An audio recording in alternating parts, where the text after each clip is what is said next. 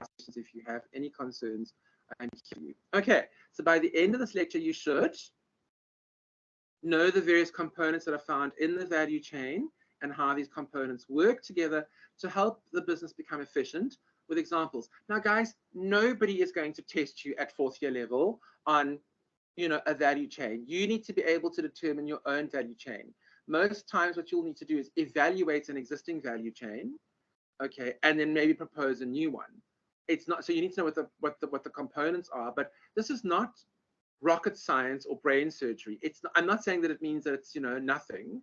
It's important. And remember, even scientists, rocket scientists and doctors need to work with value chains. Everything that happens on the launch pad. Speaking of another great movie that I also watched the other day, also with Octavia Spencer, and it's Hidden Figures. Love that movie. Such an inspiring movie. Okay, it's all about value chains. Being able to put all the bits and pieces together. The guy who gets into the capsule at the top of the rocket that goes to the moon or goes into space is the end of a very long value chain that includes hundreds and hundreds of highly skilled, very talented people who've worked really hard to get to where they are. And that hasn't changed. Okay, and no matter how much AI, for example, takes over the world, and there are some people who are scared of the singularity. As you guys know, the singularity is that point at which the collective artificial intelligence is greater than the human intelligence. People are scared of like a Skynet, Skylab, what it was called in Terminator, where, you know, it nukes us all and destroys us, and because it wants the machines to take over the world. Well, that is a possibility in some dystopian environment, but really, the modern world also provides for us some incredible opportunities we didn't have in the past. For example, they're now talking about creating optical lenses that can replace people who are blind, who weren't able to see. They'll now be able to see, or being able to create, a spinal stimulator so that people who are paraplegic can walk again, or be able to replace limbs. I wrote an article actually.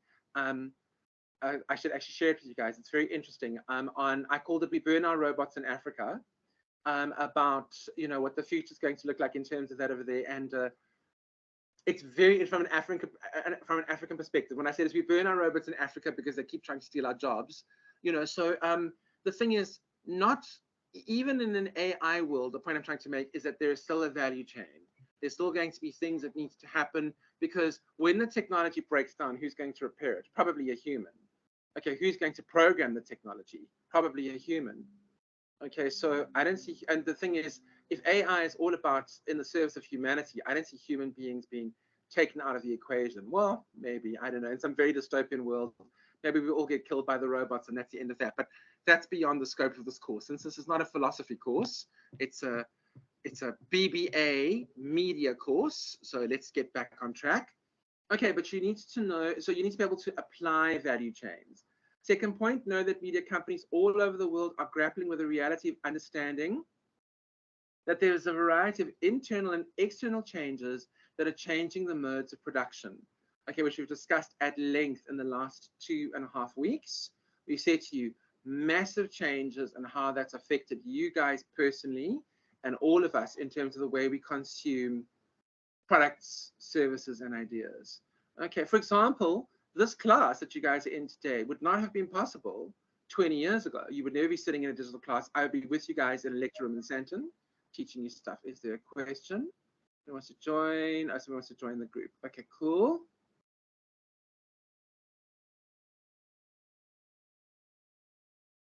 Oh, guys, roll call again today. I don't know how that works. Anyway, okay, so I will, I should actually do it before I forget. Just give me a sec, please, to write down all your names quick.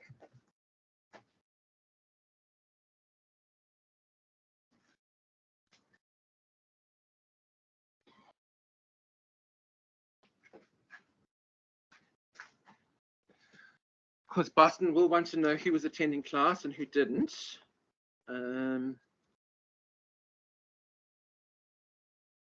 Okay. Oh, guys, There's something else I want to speak to you about as well. A student came to me last week and asked me if we should do a WhatsApp group. I don't know if we're allowed to do WhatsApp groups. I need to speak to Chris, who's the academic manager, and ask him, how do you guys feel about a WhatsApp group? Are you guys wanting to do a WhatsApp group? Can you please let me know, either unmic yourself and let me know, or drop me a comment in the chat group, and then we can set up a WhatsApp group if you want to. It's really up to you. I'm easy either way, whatever's going to be easier for you. Okay.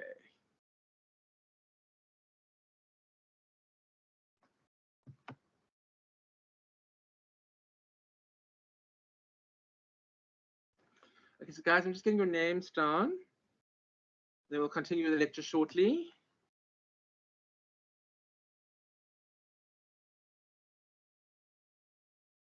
I'm sure there's a way to do this digitally. I haven't figured all the bits and pieces out yet for Teams. I'm used to using Zoom, but that's fine. Okay. Okay.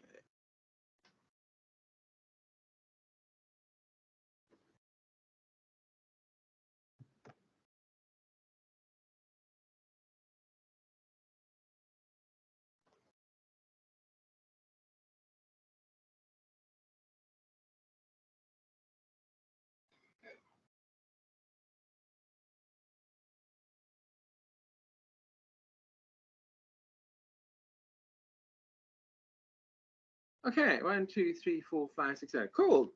8 people in class there, 9 including me. Wonderful. Okay, so guys, please let me know if you want to. Oh, I believe so too. Who was that? Who was that? Was that Ompemete? Let me just see. Not sure who that was. It flashed away too quickly. I didn't see it.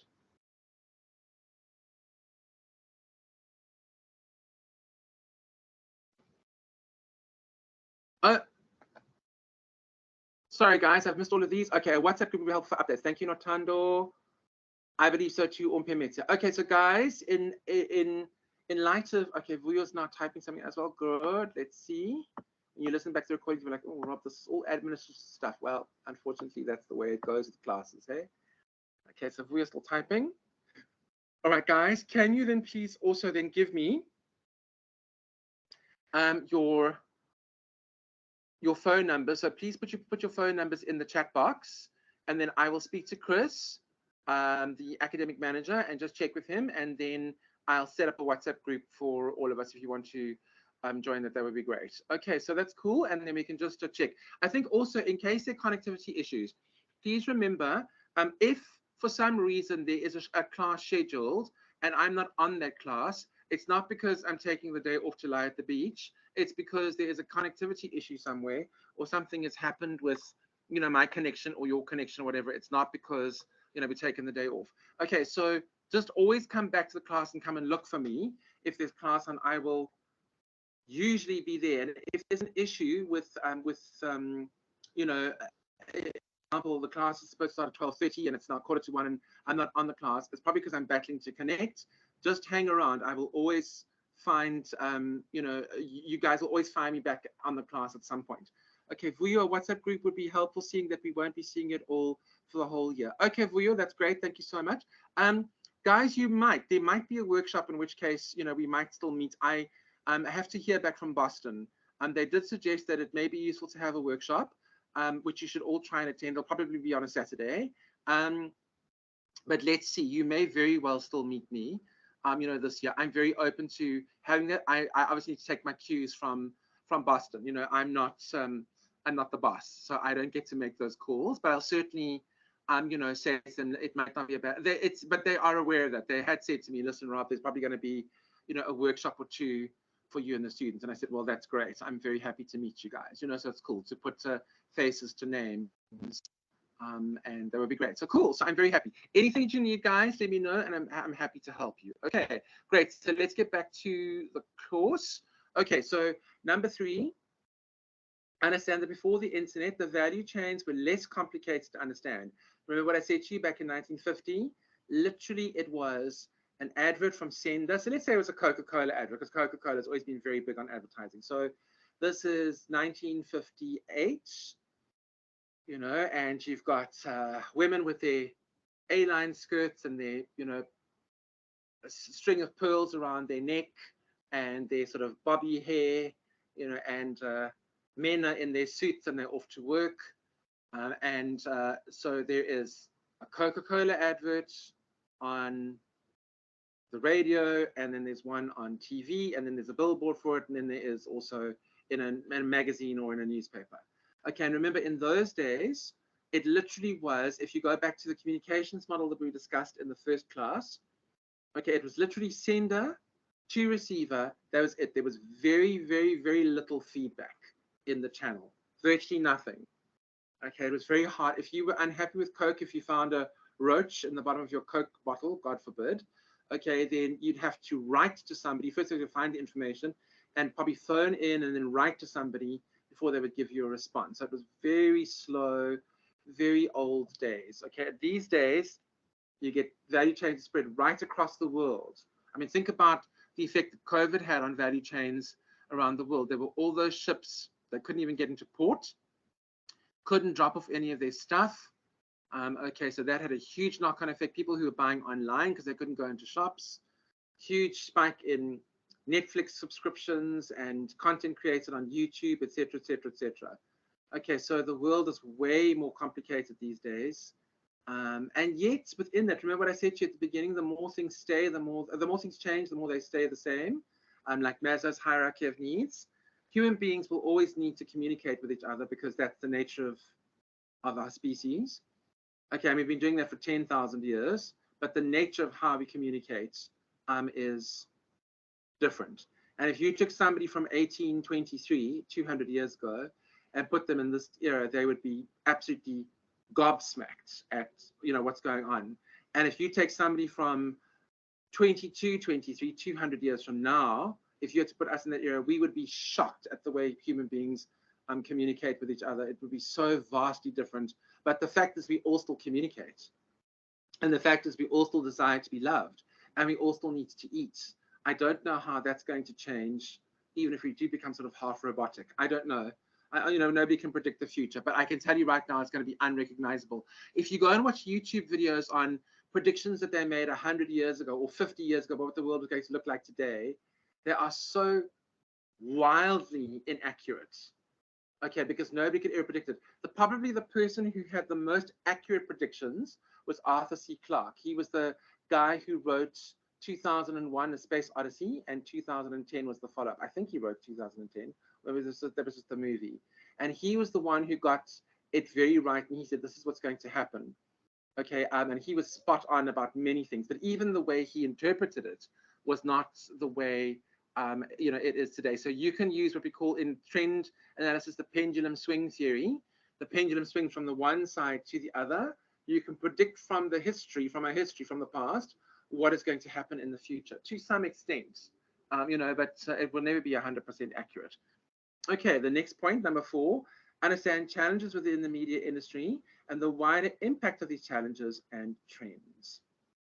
Okay, demonstrate the ability to apply the interconnectedness of industry analysis within the media industry to the value chain. Okay, so what challenges we have, and then what is the interconnectedness of the industry, and then also of industry analysis in the media industry to the value chain. Just define and discuss linkages between industry analysis, trends, and changes that impact on the value chain within the media industry.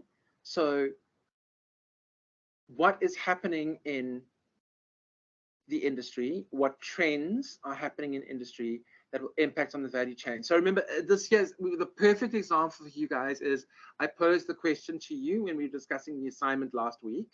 Okay, and I said to you, guys, should the ANC, in preparation for next year's election, okay, so now I know it was the budget speech this year, this was it last week? I think it was last week, and I actually was in a discussion group on Monday evening. We were speaking about an analysis of the budget speech. Oh, sorry, no, it was Cyril Ramaphosa's State of the Nation, or both. Okay, both of them.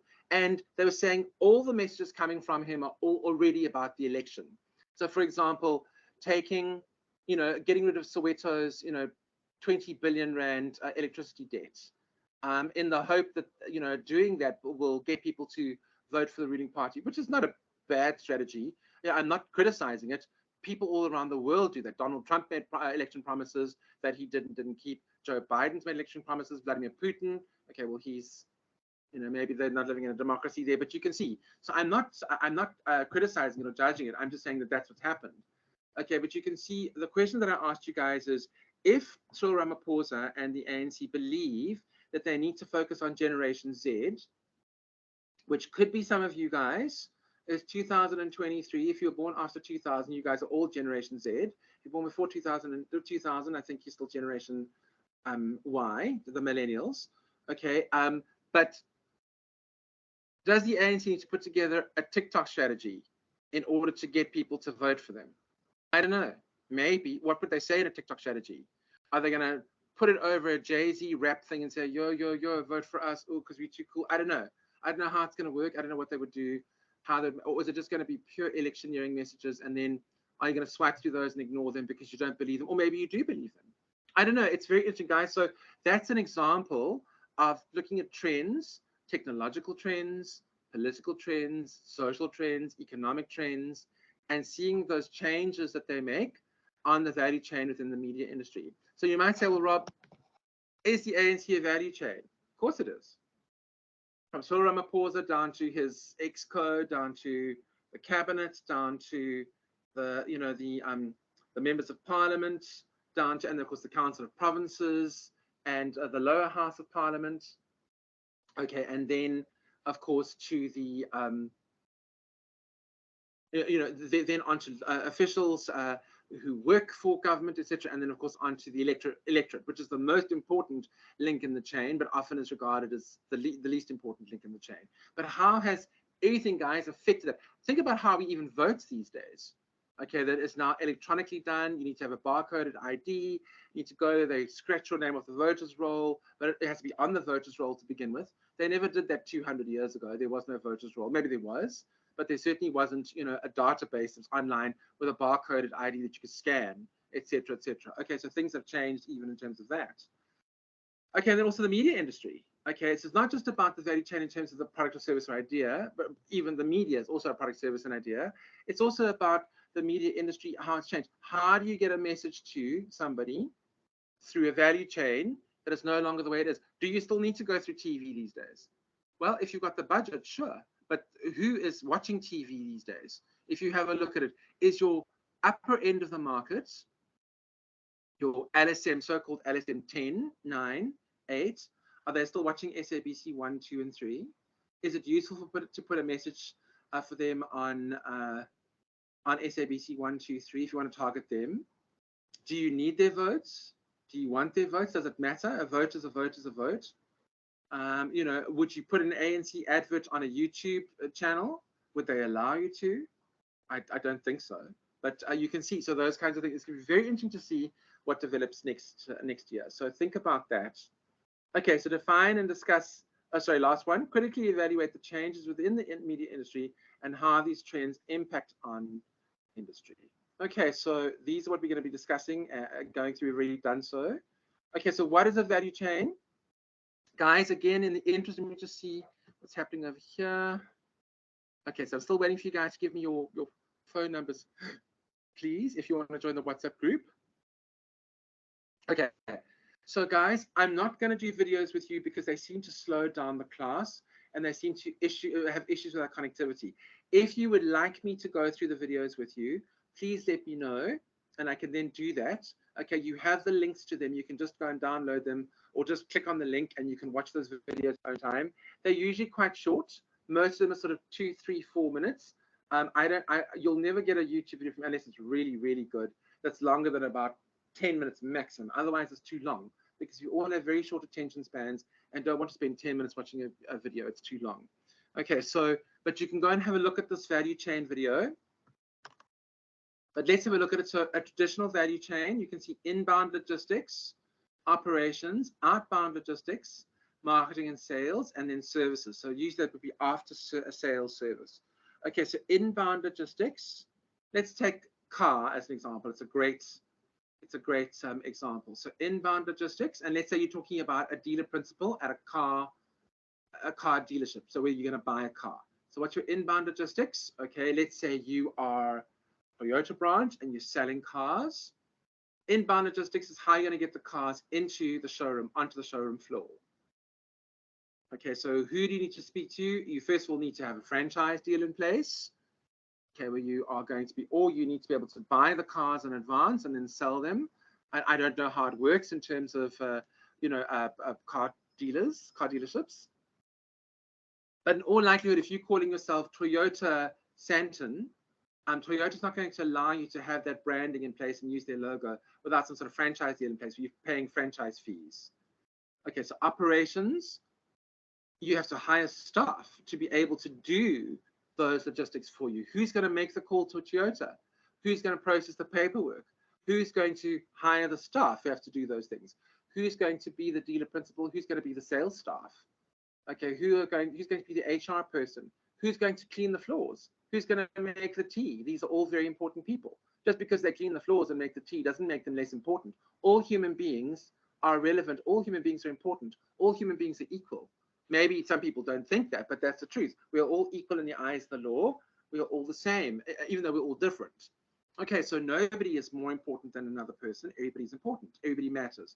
Okay, so operations, outbound logistics. Well, in this case over here, the person who buys the car, you need to get it to them, or they need to come into the dealership and then to get it out. So you need to do your outbound logistics. What about in your marketing and sales around the outbound logistics? Okay, and then linked to that is your services. So what happens when you need to get the car in to come and have it serviced? Okay, and they say you need an oil change. Well, who's going to go buy the oil? Where do you get the oil from? Who's going to sign the book off?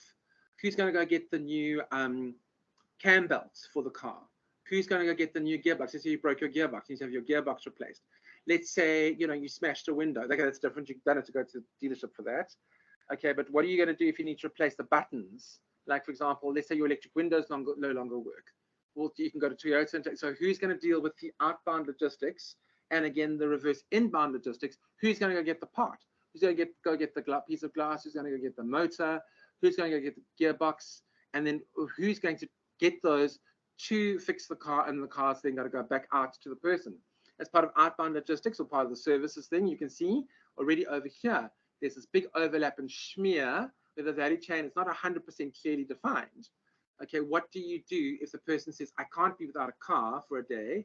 So then do you say to them, well, we can offer you a loaner as part of your package deal, but you obviously need to pay for the privilege of being able to do that. Okay, so guys, these are all examples of value chains. You can take that completely different. Okay, and you can say, let's do a value chain for something else. Let's do a value chain for Pick n Pay. Okay, so inbound logistics, all the food and all the bits and pieces that come in. So if you're selling garden furniture at this Pick n Pay, if you're selling plastic, if you're selling clothing, you're selling all bits of different food, do you liaise directly with the farmers, or do you have a warehouse that everything's going to go through? And does Pick n Pay distribution and logistics deal with them dealing with the farmers? I know, for example, as well, I ran into the lady the other day at our local ShopRite, very nice, Mrs. Pariachi, and she was saying to me, we said to Mrs. Pariachi, there is no angel hair pasta in the ShopRite. And she said, well, Rob, we can get it for you, but we first need to speak to a supplier, and they need to pay to have it in the store. So suppliers who go into stores, as far as I understand, have to pay for shelf space. Okay, I don't know about the big suppliers. If you're looking at a massive, like a Koo or a Knorr, one of those, I don't know if they have to pay. But if you're a small independent guy, let's say you want to bring out a line of jams, and you go ShopRite and say, well, first we need to see if you're going to. You have to pay for the shelf space. You have to pay. It's like leasing a store space. Okay, so inbound logistics, how ShopRite Pick n Pay going to get all the food in? Question, comment. Oh, awesome, cool guys. Thank you. Dennis is coming in. All right, so Ompemetse, I'm going to write down your number, and Otando, I've got your number. Thank you, guys. I'm going to write them down as they come in. Just makes it easier. I'm just going to look through the details afterwards. Okay, so 079 658 099. Okay, and Otando 068 450 6370. Okay, Dennis will say, welcome, Dennis. Okay, 068 450 6370. Okay, and 079 658 9. Cool. Okay, great. So guys, leave your number there. I'm going to take it down and then we can, okay, if we or this yours, thank you. 072 719 1176. Cool. Matsigiso, there's yours. Thank you. 064 746 2977. Okay, on Elena, here's yours. 076 8444 307. Cool. Great. Okay, so guys, you don't have to be in the group. If you want to be on the group, please give me your details. Okay, so I've got 1, 2, 3, 4, 5 numbers so far, plus one of the evening students. We're going to combine the groups. And then, of course, it'll be me. So far, it's 1, 2, 3, 4, 5, 6, 7 people on the group. If you want to join, you're welcome to. You don't have to, but if you do, that's fine. Cool. Dee Dee, you also give me yours. Thank you. And Dennis, you give me yours. Okay, cool. Great. Let me write them down. Okay, so 081 710 5276 01710 576 and 066 226 8722. Okay, 066 226 8722. Guys, now also just to let you know, once we form this group, if you really have a burning question, okay, and you need me to respond quicker than a day, which hopefully there won't ever be a crisis that you need to do that, then you can just send me a message on WhatsApp, because I'll probably look at that before I look at emails. Okay, Lindy, or Lindy, thank you. 074 068, gosh, 068, I need to have my glasses checked. 068 0308 068 0308 0308 074 068 0308. Cool. Okay, guys, is that everybody? 1, 2, 3, 4, 5, 6, 7, 8, 9. 1, 2, 3, 4, 5, 6, 7, 8. Okay, cool. Whoever's not joined, that's fine.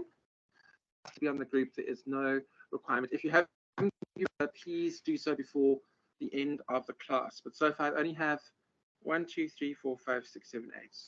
Okay, so if you haven't given me a number, you don't have to. But that's fine. If you do want to be on the group, then let me know. Cool. Okay, great. Okay, guys, let's go on. Let's go back to the class or to the stuff that we were doing. Okay, so value chain. So you pick and pay operations. You need the staff. You need cashiers. You need till operators. You need packers.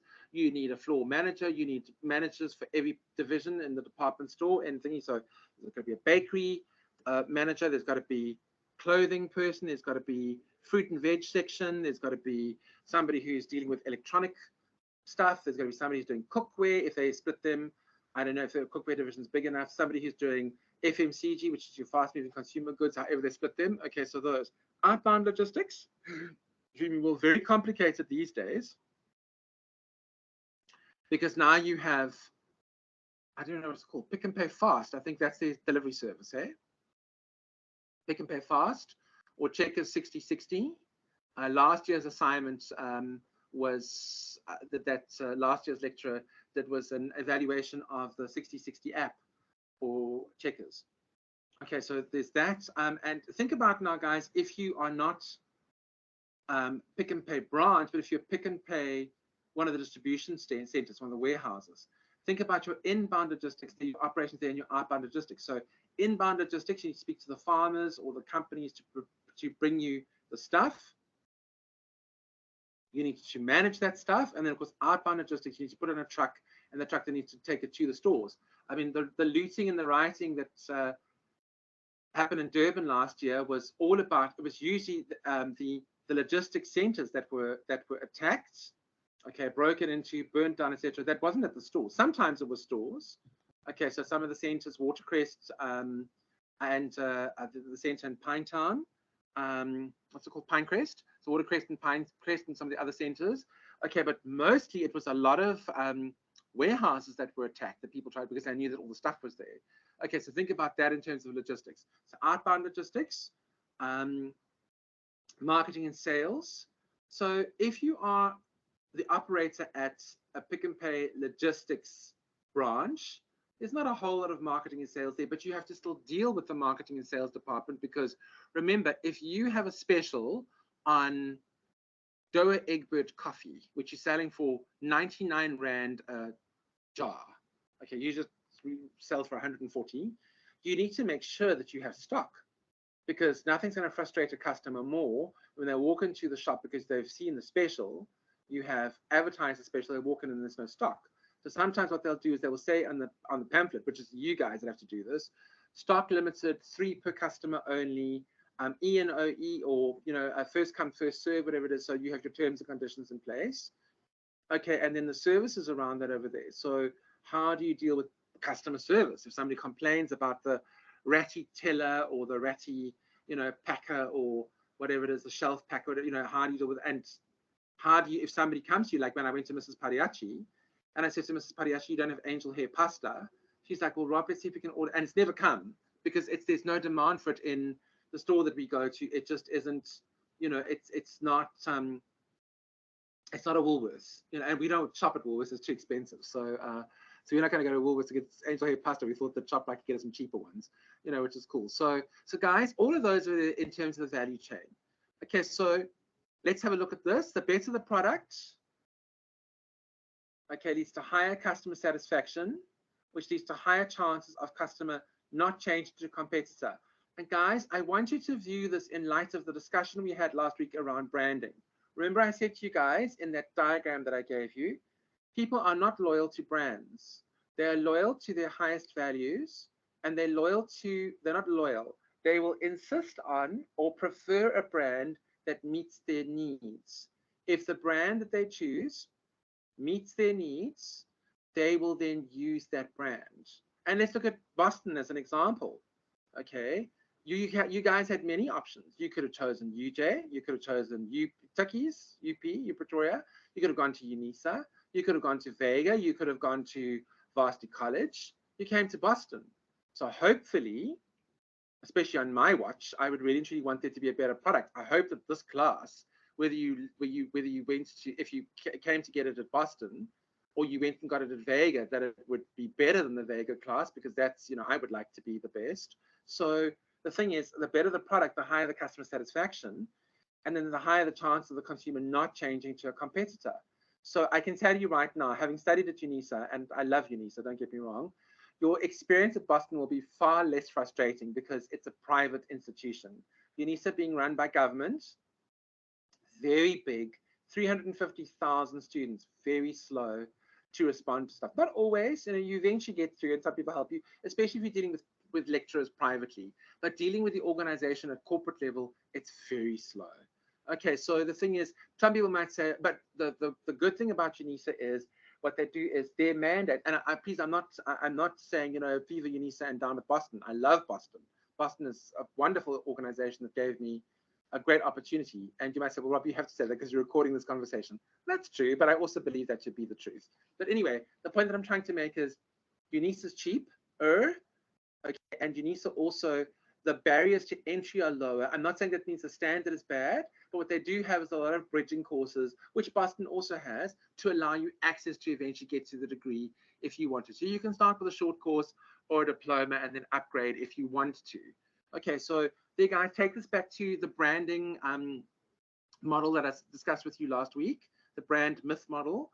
Okay, if you have a good product that flows well through a value chain, that will inevitably mean that people are happy with it, and that means that people are going to be brand preferable or brand insistent. They're going to want to stick with a brand.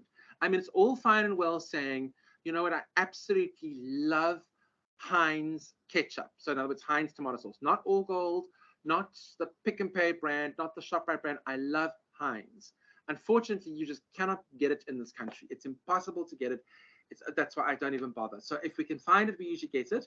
That's why South African stores work so well in London and in you know, Australia and in the US, whatever it is, because South Africans will go to a shop and they're like, oh, I'm dying for a, you know, a bottle of Mrs. Ball's chutney, which you can't find over there, or I'm dying for a, you know, for a bar one. They've got Mars bars in the UK, whatever it is, because you go there and you want to, you know, have this because it reminds you of your childhood, because you like the taste, whatever it is. So those kinds of things, guys, the value chain can affect even that availability of product or service. If you can't get it, and this relates, Dennis, you'll like this. This relates to, you know, to the music industry. There was a band in South Africa, you guys probably won't know them, called Watershed, long time ago, like 20 or so years ago. And they had a song that came out called Indigo Girl, and it was a very nice song, and it did very well. And it became very popular in Germany. And they just weren't prepared because they didn't have stock in Germany. And remember, this is in the days just when Napster was getting started. There was no digital streaming, etc. And they had to get stock to Europe. And they couldn't. They just couldn't get it through the supply chain fast enough. So by the time they managed to get the stock to Europe, it had died. You know, the hype and the hoopla about the song had died, and they just didn't get the sales. And if you then go and compare something like Dance Monkey, which was big in 2019, I think it was, okay, or yeah, 2019, yeah, okay, because it was all digital, it could be streamed, it could be bought, it could be whatever it is, all those kinds of things, or it could be shared illegally, etc., etc., etc. And so think about that. You create this great demand for this wonderful product or service. You can't get it into the stores, you can't get it into people's hands. You're going to lose out on the sale, you're going to lose out on the business. So this is the importance of the value chain. Let me just see if there's another question or something that's happened here. Okay, Teko Fatso, thank you for your number. Guys, I hope none of you felt under pressure. Don't feel like you need to be on the WhatsApp group. You really don't. I still love you anyway, and I still help you. I'm here for you. You don't need to be on the WhatsApp group, but thank you for giving me your numbers.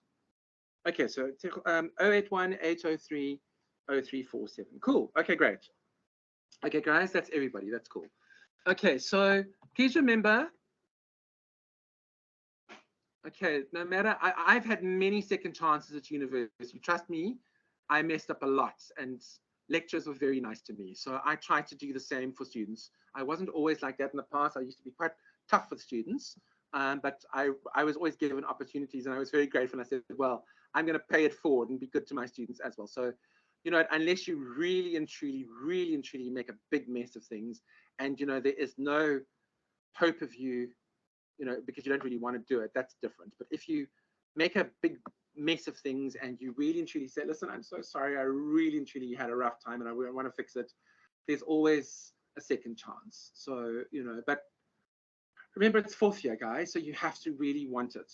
And you're almost finished. Just stick it out, grit your teeth, bite down, and get it done. And then you've got your degree, which is great. Okay, so let's have a look at McDonald's. There's a video for this. I'm not going to go through that with you guys today. Okay, as I said, because of the issue of connectivity. But you can go have a look at the video on McDonald's value chain. So think about it. Okay, how do you get in? And it's quite a complex thing. If you saw the movie The Founder, which is about McDonald's and its beginning stages. Okay, so the guy who was the real brains behind, as you know, we've got little plaques of him, they used to have, in McDonald's stores, called Ray Kroc. Now, Ray Kroc, as you guys know, wasn't the founder of McDonald's. The two McDonald's brothers and their branches in San Bernardino, I think, they were the ones who founded McDonald's, and they eventually sold it to him. But the McDonald's that we know today, from the branding of the golden arches to everything, was done by Ray Kroc and his team. He was originally a milkshake salesperson, milkshake maker. He was selling the milkshake makers. And he went to go and sell these milkshake makers to the McDonald's brothers at this one store, and saw how brilliantly efficient they were, because they ordered like 6 milkshake makers from him. And he wanted in. So he convinced them, you know, to let him help them, and he bought into the business. And then they were eventually kicked out of the business, much to their disgust and their dismay.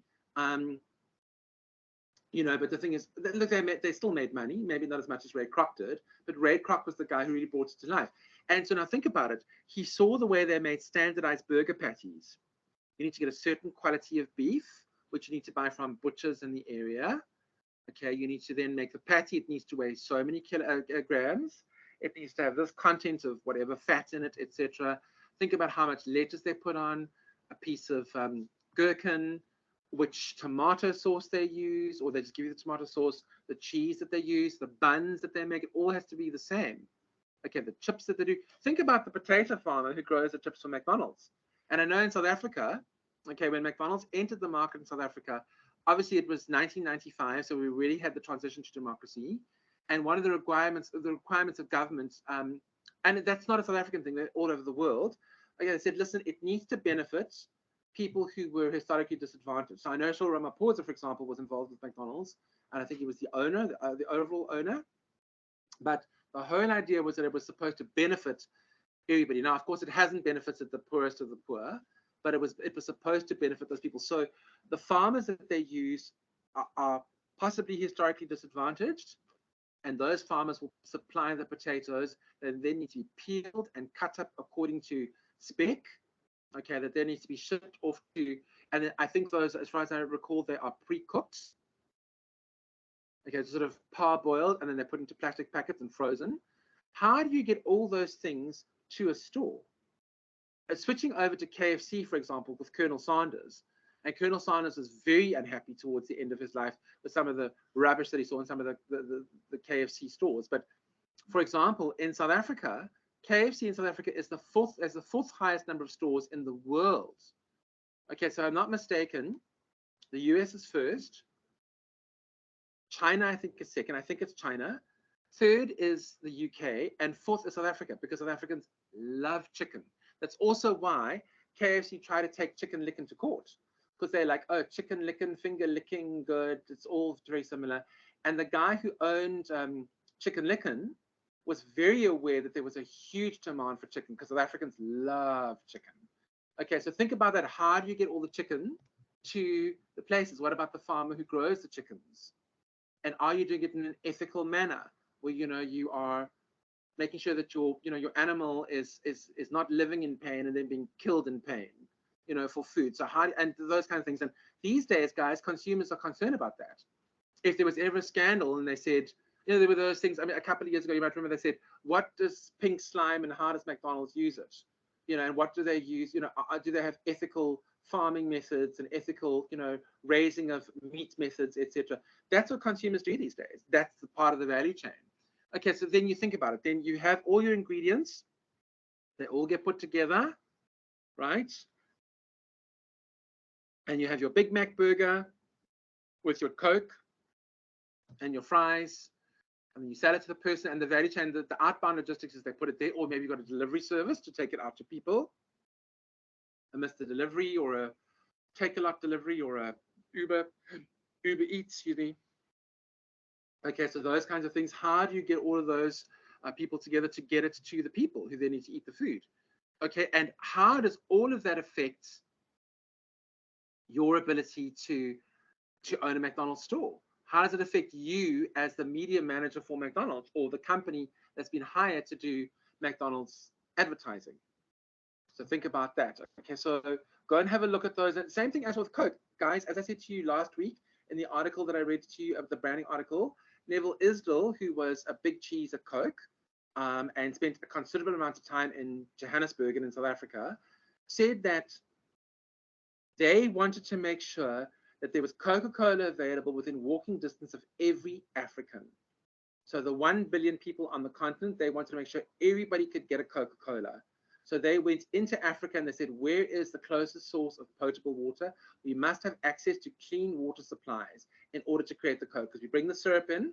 Syrup is the secret formula, which is kept in Atlanta. We make the syrup, we ship it in, we mix it with local water, we carbonate it, and then we sell it to the people. And like I said to you as well, you go out into the Bundu and you got Mama Superette in the middle of nowhere, and she's got a Coca-Cola sign. Okay, because Coke does those signs, as far as I know, they're for free. Okay, and you can see, so they're advertising as part of their value chain in the middle of nowhere, so that even in the middle of nowhere in Africa, you can still see a Coca-Cola sign and say, okay, and you probably walk into her store, okay, and she will have a Coke, a fridge supplied by Coke with Coke branding, which she probably paid for. But the thing is, she also knows, it's a knock-on effect. She knows in order to increase her sales, she would need to have Coca-Cola. If she doesn't have Coke in her shop, people might not support her shop as much because people drink Coke. Okay, so think about that in terms of the value chain, guys, and how that also relates back to McDonald's or KFC or anybody. Okay, and take it out of there. Think about how value chains relate to banks, how they relate to space travel, how they relate to air travel, how they relate to Tesla motor cars, whatever it is, they all have value chains involved. Okay, so now let's look at your textbook, Kung. Okay, so value chain analysis as a tool for highlighting environmental change. Okay, so how do we analyze a value chain to see how the environment has changed? So we've already discussed it a lot this morning. Okay, as we said, think about it. McDonald's, I think the first store was 1954. So we're talking sort of 60, 70 years they've been around now. And I speak under correction. Okay, before that, there was no such thing as a fast food chain. You didn't have them, they didn't exist. Taco Bell and KFC and Chicken Licken and Debonairs Pizza, and also very interesting. You go read the case history of Debonairs Pizza, started by a guy who was studying agriculture as a student at the University of KwaZulu-Natal in Pietermaritzburg. And he started delivering pizza and then decided to start this business. Okay, he eventually sold it, and has moved on since then and lives somewhere at the coast, I think. I'm not sure. But anyway, but the point is, so interesting to see how value chains have changed over time. And this does not just apply to you guys in terms of marketing, but also, guys, media. How have media value chains changed over time? You can no longer go to a client and go and say, listen, all you need is TV, radio, newspaper, magazine, and billboard. You are seriously hemming in and selling your client a very, very, very bad media package deal, which includes no social media whatsoever, which is a very bad idea. Okay, because in most cases, their first port of call is going to be a YouTube video. Okay, that's because they're going to go do a Google search. Think about Google even as a value chain. Okay, so organizations employ a variety of resources to create products and services that are made available in the market. Successful companies manage to combine those resources in a way that creates products and services with more value than the combined value of the resources used. The surplus value represents profits or earnings. So we've just had the most perfect example, McDonald's combo meal. Okay, so the product is chips, which is potato, a bit of salt, a beef burger, which is meat. Okay, so beef, meat, a bit of lettuce, bit of mustard or mayonnaise, whatever it is, a couple of slices of gherkin, and then a piece of cheese. Okay, so think about those over there. Those are all separate. You put them together, you create a combo meal. So you've got your Coke and your burger and your chips. And that creates excess value because it's usually cheaper than if you buy it together. And then, of course, so that's the product. The service is, what are you selling people? You're selling people the convenience of not having to cook for themselves or wash up the dishes for themselves. You're selling them a nice taste. You're selling them an outing. You might say, well, Rob, McDonald's, it's not like it's, Ma Cuisine in, Parkhurst. Sure, it's not Ma Cuisine, but the thing is, if you have, 20 kids coming to a kiddies party, McDonald's is great. If you just want to go, somewhere cheap to have a quick meeting with some of the friends, McDonald's is great. If you driving through traffic and you suddenly get yearning for a McDonald's burger, then drive-through is fantastic. You know what I mean? So think about even drive-through, guys. Drive-through is an example of, and McDonald's invented, as far as I understand, the drive-through, or at least popularized it, and now everybody has them. Okay, drive-through is a value add. It's a service because you can sit in your car and get the food. It's that simple. That's why, as well, and I love America and I love Americans, and not all of them, but lots of Americans have health issues and they're overweight, very overweight, because they don't have to get out the car. You can sit in the car, and South Africa has followed that very same trend. We have massive issues with, that's why we have the sugar tax in place. So think about the way that a value chain works every day. When you leave the class this evening, just before 5 o'clock, and you go out and you go and have a look think about how the value chain is affecting the way you do everything that you do. Okay, value chain analysis involves analyzing each activity from the perspective of the value it adds to the final product or service. And then the more competitive the value chain of an organization, the more the overall product's value exceeds the sum of its parts, In other words, the more overall margin that can be realized as profits. So you might say, well, Rob, how does that work? Okay, so if it's more competitive, if you're in a more competitive environment, and then again, take it back to branding. What is branding? Branding is the creation of sustainable competitive advantage.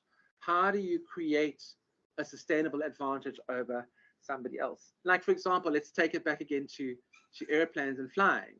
Okay, so FlySafair, because of the demise of SAA, has said there's a great opportunity for us to now provide an air service that's cheaper than Airlink to majorly important destinations in Southern Africa. So within the last 12 months, they launched a flight to Mauritius. They're launching flights to Windhoek, Bulawayo, Harare, Nairobi. I think Zanzibar, I speak under correction. But you can see, guys, what does that require from them? They first need to go and get approvals from those governments. They then need to go and buy the aircraft because they don't have enough aircraft, or lease the aircraft. And they then need to hire the staff, the cabin crew, the pilots, etc., to be able to implement that value chain. But at the end of the day, because SAA doesn't offer that service anymore, they can now do it and make a profit. And I must tell you guys as well, the knock-on effect of SAA not being as involved in the market as it was is Johannesburg has actually lost its status. And this might be a question in one of your upcoming assignments. Johannesburg has actually lost its status as Africa's most important and busiest airport. So in 1996, 25 years ago or more, okay, Johannesburg, OR Tambo, overtook Cairo International Airport as the busiest airport in Africa. It held that record up until COVID.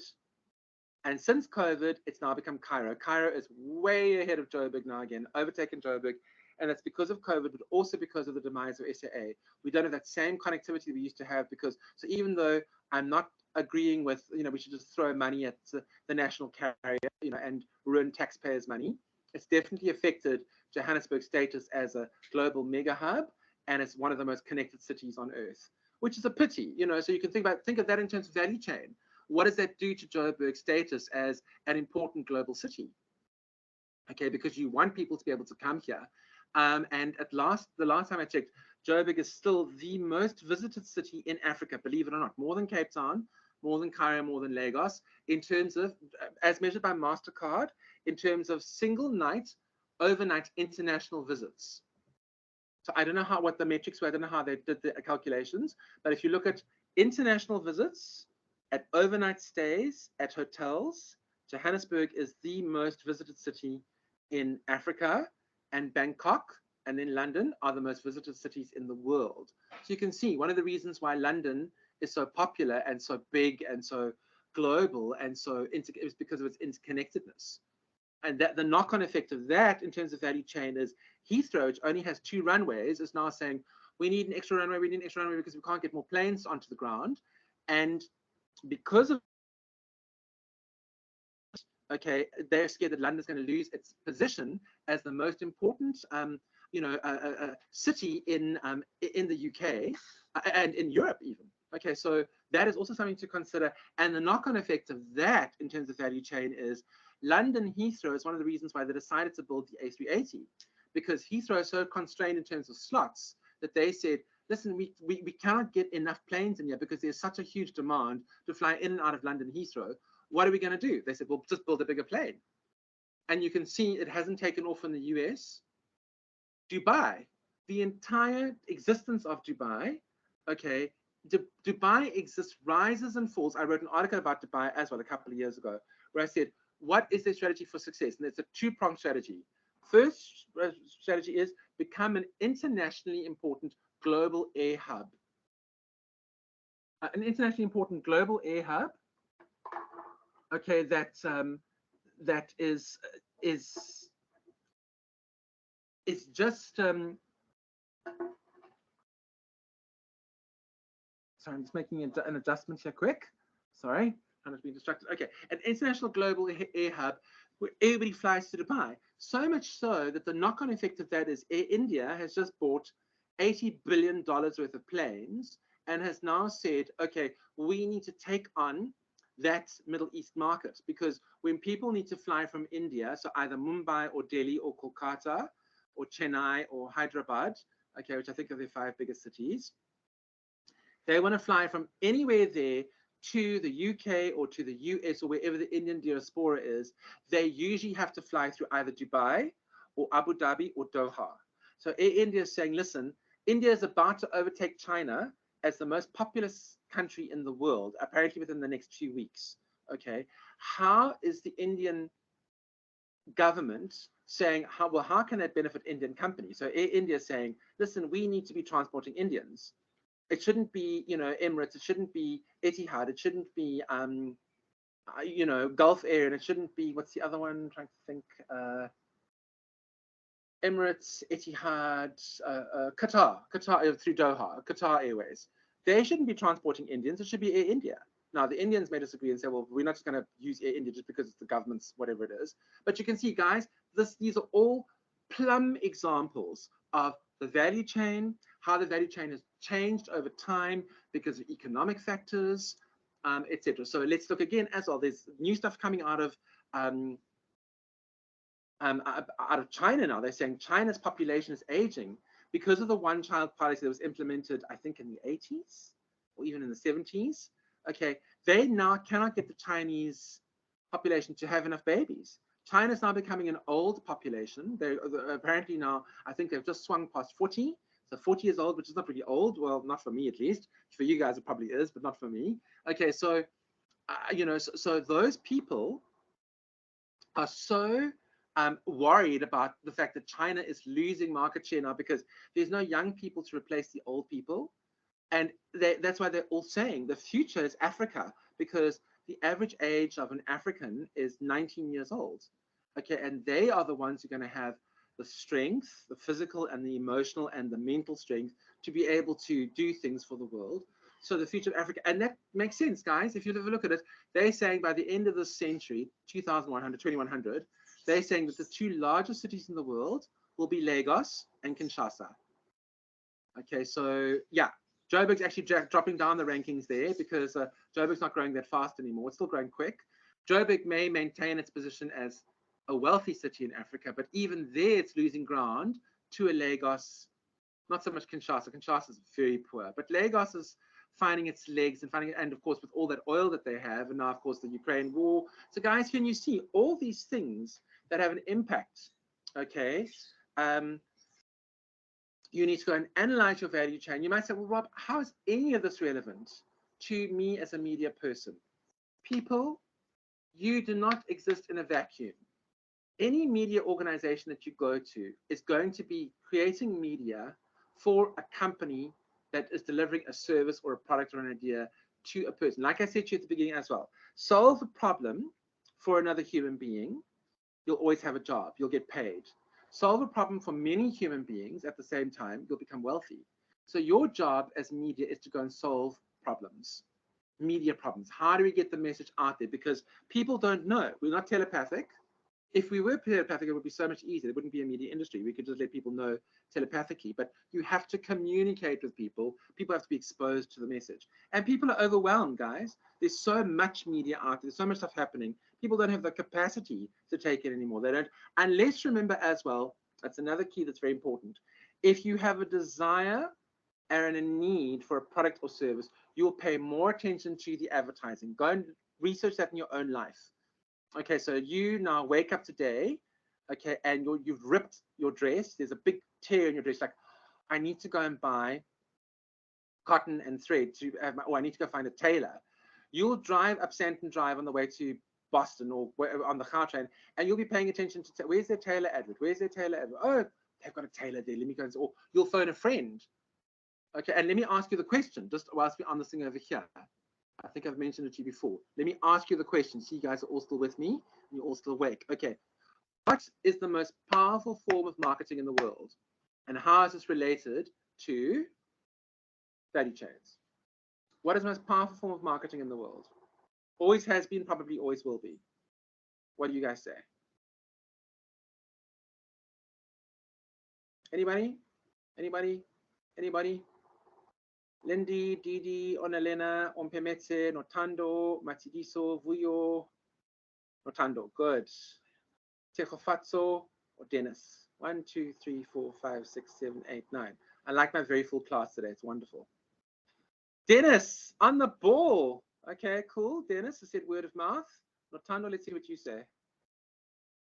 Mass communication messages. Notando, yes, but how do we do those?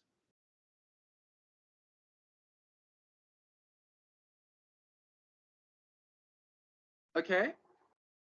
Good.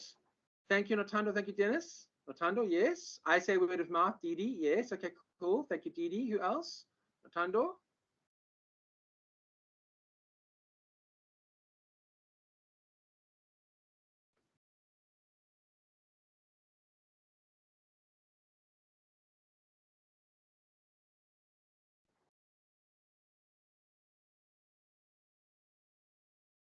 Now, let me answer the question as well. Didi, Dennis, and some of the other guys. Why? If you say it's word of mouth, why is word of mouth the most powerful form of marketing in the world?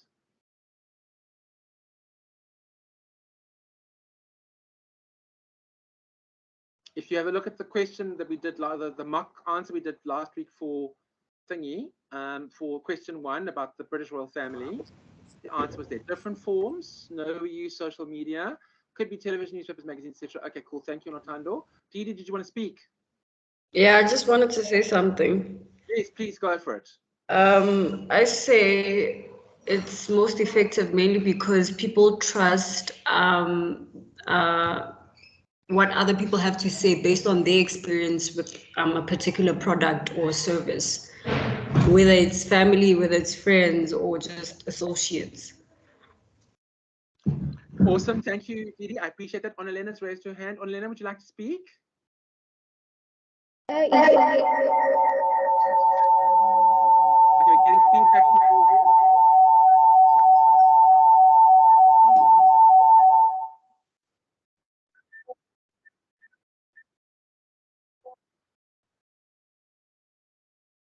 Sorry, Onelena. We're getting feedback from you.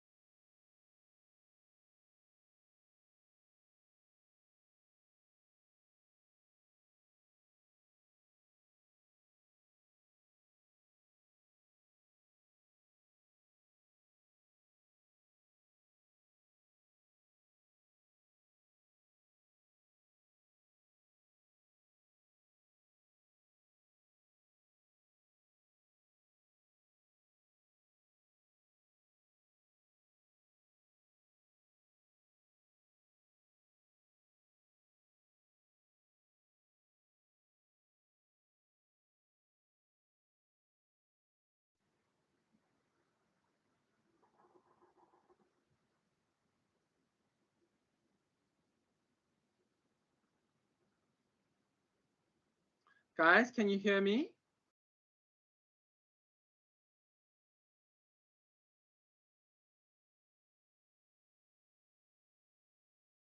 Guys, can you hear me? Awesome. Thanks for letting me know, Dennis. Can you still hear me? Cool. Thank you. Okay, sorry, I don't know what happened. I got your message. Notanda, how? Where's he gone now? Sorry about that. It died. Lol. Okay, so I don't know what happened. My connection just went funny there for a minute. Okay, cool. You can all hear me. Okay. Okay, guys. So Onalena, I'm sorry, I don't know where are you? Onalena's gone. She's probably gonna be back just now. Okay. Onalena, I'm so sorry that you had to go off there. Something happened there. It was a bit weird. But anyway, I hope we can get Onalena back. Where's everybody else going? You guys had load shedding. I see people disappearing from my classes. Didi's here, Umpemetse is here, Notando's here, Matidiso's here, Tekofatso's here, Dennis is here. Okay, maybe Notando thought the class. Okay, anyway. All right, so guys, I hope they come back. Okay. All right, so guys, just to then let you know. Oh, you're back. Okay, cool. Thanks, Notando. Sorry, I thought you were gone for a minute. Oh, you are there. Okay, cool. Great. 1, 2, 3, 4, 5, 6. Okay, so we've lost 3 students. Hopefully, I think it's load shedding. Okay, cool. Thanks, Matsidi. So appreciate it. Yeah, hideous, hey? Bloody pain.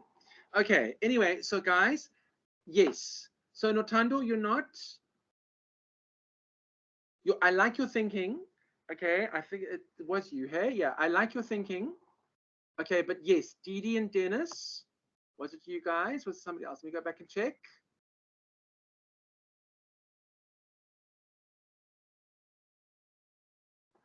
Didi and Dennis. Yes, guys, it is word of mouth, and Didi is exactly what you say. Okay, is because we trust messages from people that we know and we know we can trust. Okay, so let's go back to the scenario with the tailor. You just ripped your dress. Okay, and and your mom calls you, hi honey, how you doing? Mom, I'm cool, thanks, but I've just ripped my dress. Do you know of a good tailor? Oh yeah, use this one over there. You trust the message because you know your mom might say, I have no idea, but let me speak to your friend. So that's the problem with advertising and with publicity in this day and age. Okay, we don't believe the message is necessarily authentic because people are trying to get us to buy something or purchase something or there it is. There is no. I agree, but most effective is subjective. No, is this Notando? Notando, yes. It is subjective. Look, you again, like I said to you previously, okay, with the idea of brand loyalty. I'm going to tell you right now, I don't believe in brand loyalty. So if you tell me brand loyalty exists, you need to be able to prove to me that it does exist, because under no circumstances do I believe that brand loyalty exists. Personally, for me, most effective is subjective, you could say so, but you need to provide me with reasons. And remember, this is an NQF level 8 class, 4th year, so you can be critical in your thinking. You need to be critical in your thinking. You need to tell me why you think that mass communication is more effective. Maybe it's more effective in as much as it is because it's mass. It's mass communication because you reach lots and lots of people. But think back to what we spoke about when we said spray and pray. Okay, we spray every possible thing and then pray that it's going to work. That doesn't necessarily mean that people are going to believe the message. They may get the message. So effective in terms of getting the message out to people, yes. But in terms of creating and causing action, because if you contact your mom and say, Mom, I need a tailor, can you recommend? They're like, oh, try, try this fabulous Indian tailor, in Sandton City. They're really good. You will probably go and try it because you trust your mom. If you see a message that says, vote, Kiss Party, you guys wouldn't remember this. This is very long ago. There was a party called the Kiss Party in the very first election. Okay, there's also a party called the Soccer Party. Okay, vote for the Soccer Party. It's like when Kanye West stood for president or ran for president. People are like, yeah, dude, go sing a rap song. We're not going to vote for you as president. We don't think that you quite know what you're doing when it comes to being a president. You make really good music, if you like Kanye West, but I'm sorry, I'm not going to vote for you as president. So it's a very good point, Notando. You'll just type. Okay, Onalena, that's cool. Fantastic. Please tell me what you were going to say. I'd like to hear your opinion. I'm glad you guys are still all on board. Okay, so guys, within this context, you could argue, when I say most effective, I mean powerful in terms of getting behavior to change or getting somebody to use the product or service, okay, is most powerful. So it really and truly just depends on many factors. But in terms of people trust messages, and if you can get an army of many human beings to promote a product or service for you so that they become your brand ambassadors and they proselytize the product or service for you, then that is very powerful. Think about, and this is a controversial thing I'm going to say to you guys, and please forgive me, I'm not trying to be controversial, I'm trying to get you to think. Okay, so this is an a-religious, apolitical class. Okay, we're not in support of any specific religion or any specific political party. But when I was at Vega, I had a student who was really battling. He had to do an assignment on branding. So, and he was a very religious guy. He used to go to church and he was a minister. I said to him, why don't you do your assignments on Jesus as a brand? And tell me how Jesus is an iconic brand and how he's become more iconic, and how, you know, what you would do, use icons and symbols. Because if you go and do research, apparently, you may disagree with this, the three most powerful iconic symbols of all time are the cross, the Olympic rings, and the Superman logo, which is very interesting. Okay, so I said to him, well, go to Jesus as a brand. So again, as well, think about it. Why is it that most of South America is Catholic? Why is it that the Philippines is Catholic? Why is it that most of the Middle East is Islamic? Why is Indonesia the largest Islamic country in the world? And a lot of it has to do with, you know, obviously roots of trade. Why is English the lingua franca of the world? I mean, if you go teach English anywhere in the world, I have taught English online, okay, you will never be without a job, because people, and that's because of the British Empire. Love it or hate it, the British Empire, the fact that the Indians and the Pakistanis play cricket today is because of the British Empire. The fact that the British and the world like drinking tea is because of the British Empire. Who knows where coffee is from? Let's do a quick discussion, yeah, and then we must actually go for a break because it's been very long. Who knows where coffee's from originally? Who can tell me where coffee's from originally?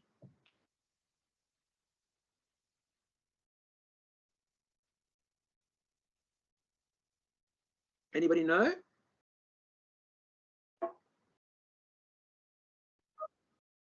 Yes, it is Ethiopia, Dennis. You smarty pant you. Very good. It is Ethiopia.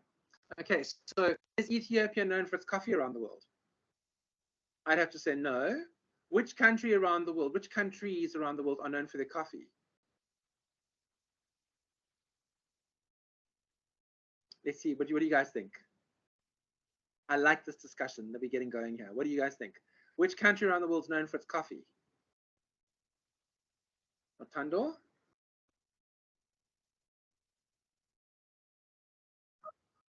Kenya, yeah, that's true. Which right next door to Ethiopia, absolutely. So they also had coffee beans growing there probably, because I mean the borders are all arbitrary, they're political borders. What other country? But I wouldn't say Kenya is a world-class coffee grower, Matsidiso. Italy?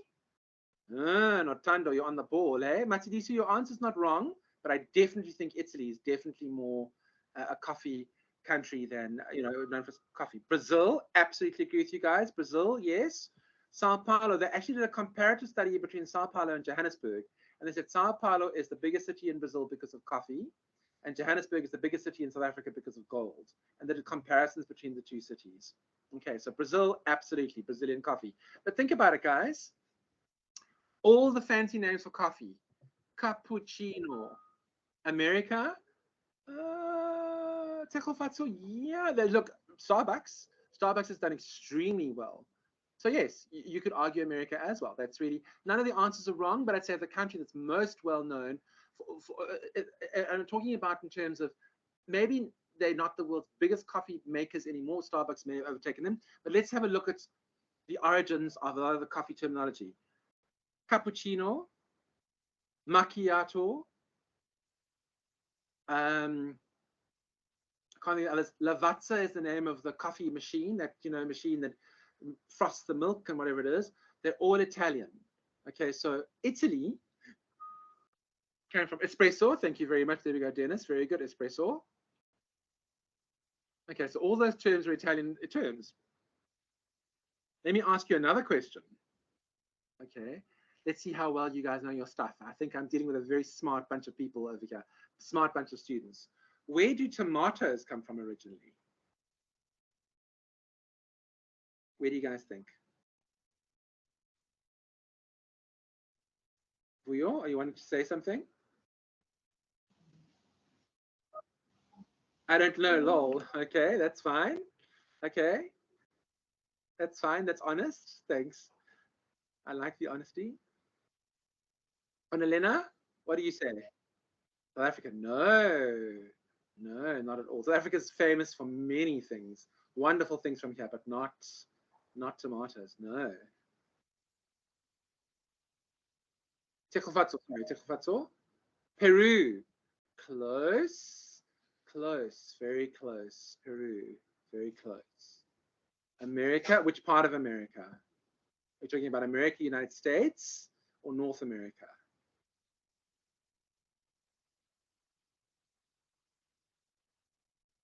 Colombia, very close.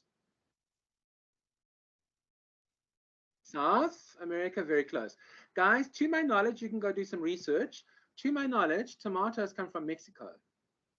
That's why we have big Mexican dishes with lots of tomato in them. Salsa, so they come from Mexico. But they don't come, getting back to somebody else is writing something, they don't come from Italy. But think about how many Italian dishes are made with tomato. Now, those tomatoes only came from South America or from Central America, Mexico and thereabouts. Okay, they were brought across to Europe and to Spain because the Spanish were the ones who colonized, okay, South and Central America, Latin America, and then ended up in Italy, which is quite close to Spain. But think about how many dishes in Italy are made with tomato sauce or with tomato paste. Pizza, pasta, loads and loads of that all originally came from Mexico.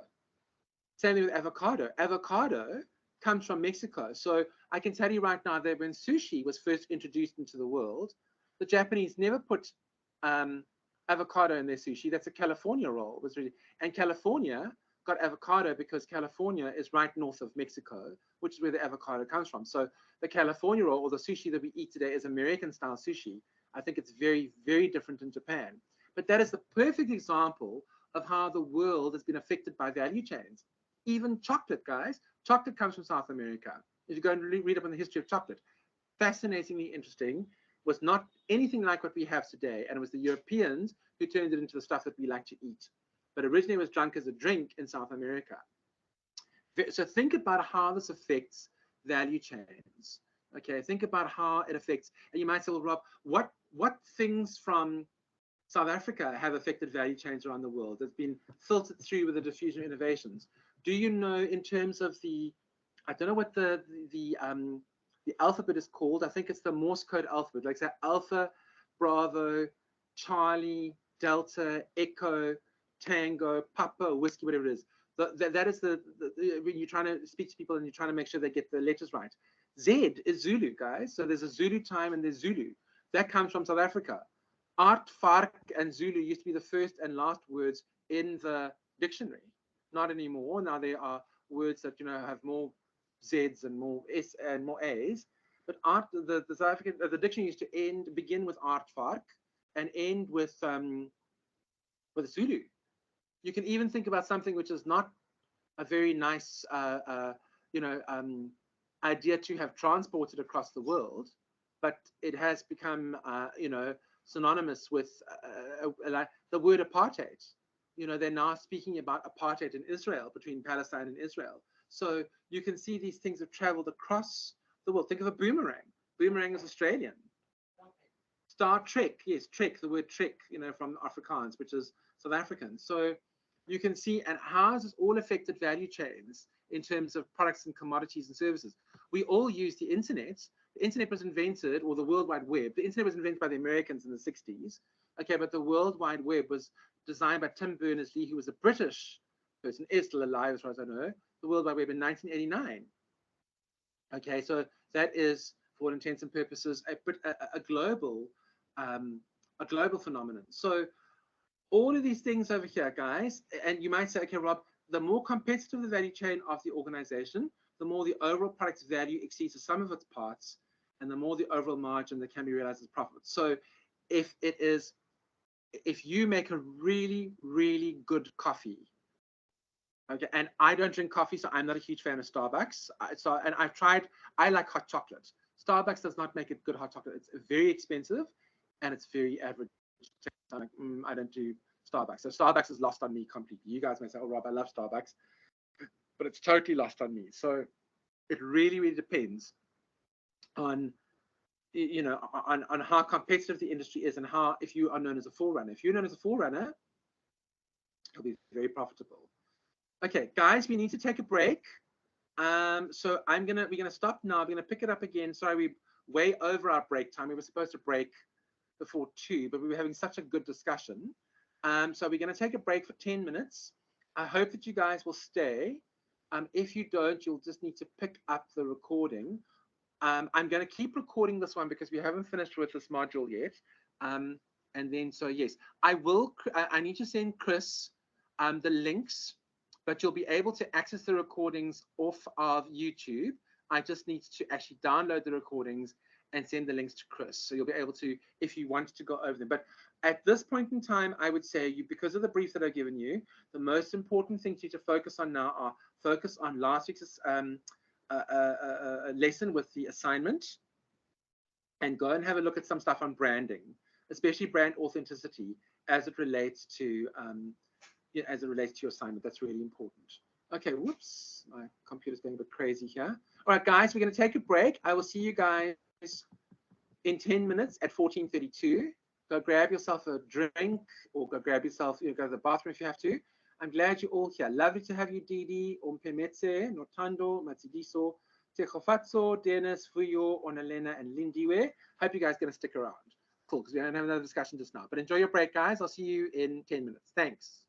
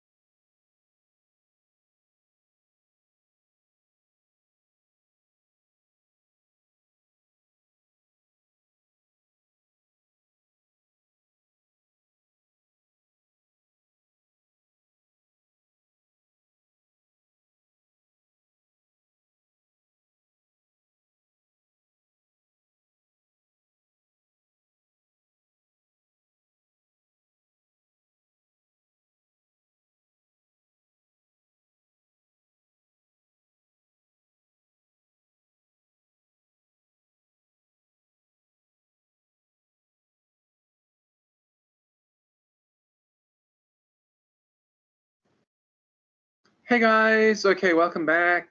Hope that you guys are all good. Check that we're still recording. Yes, we are.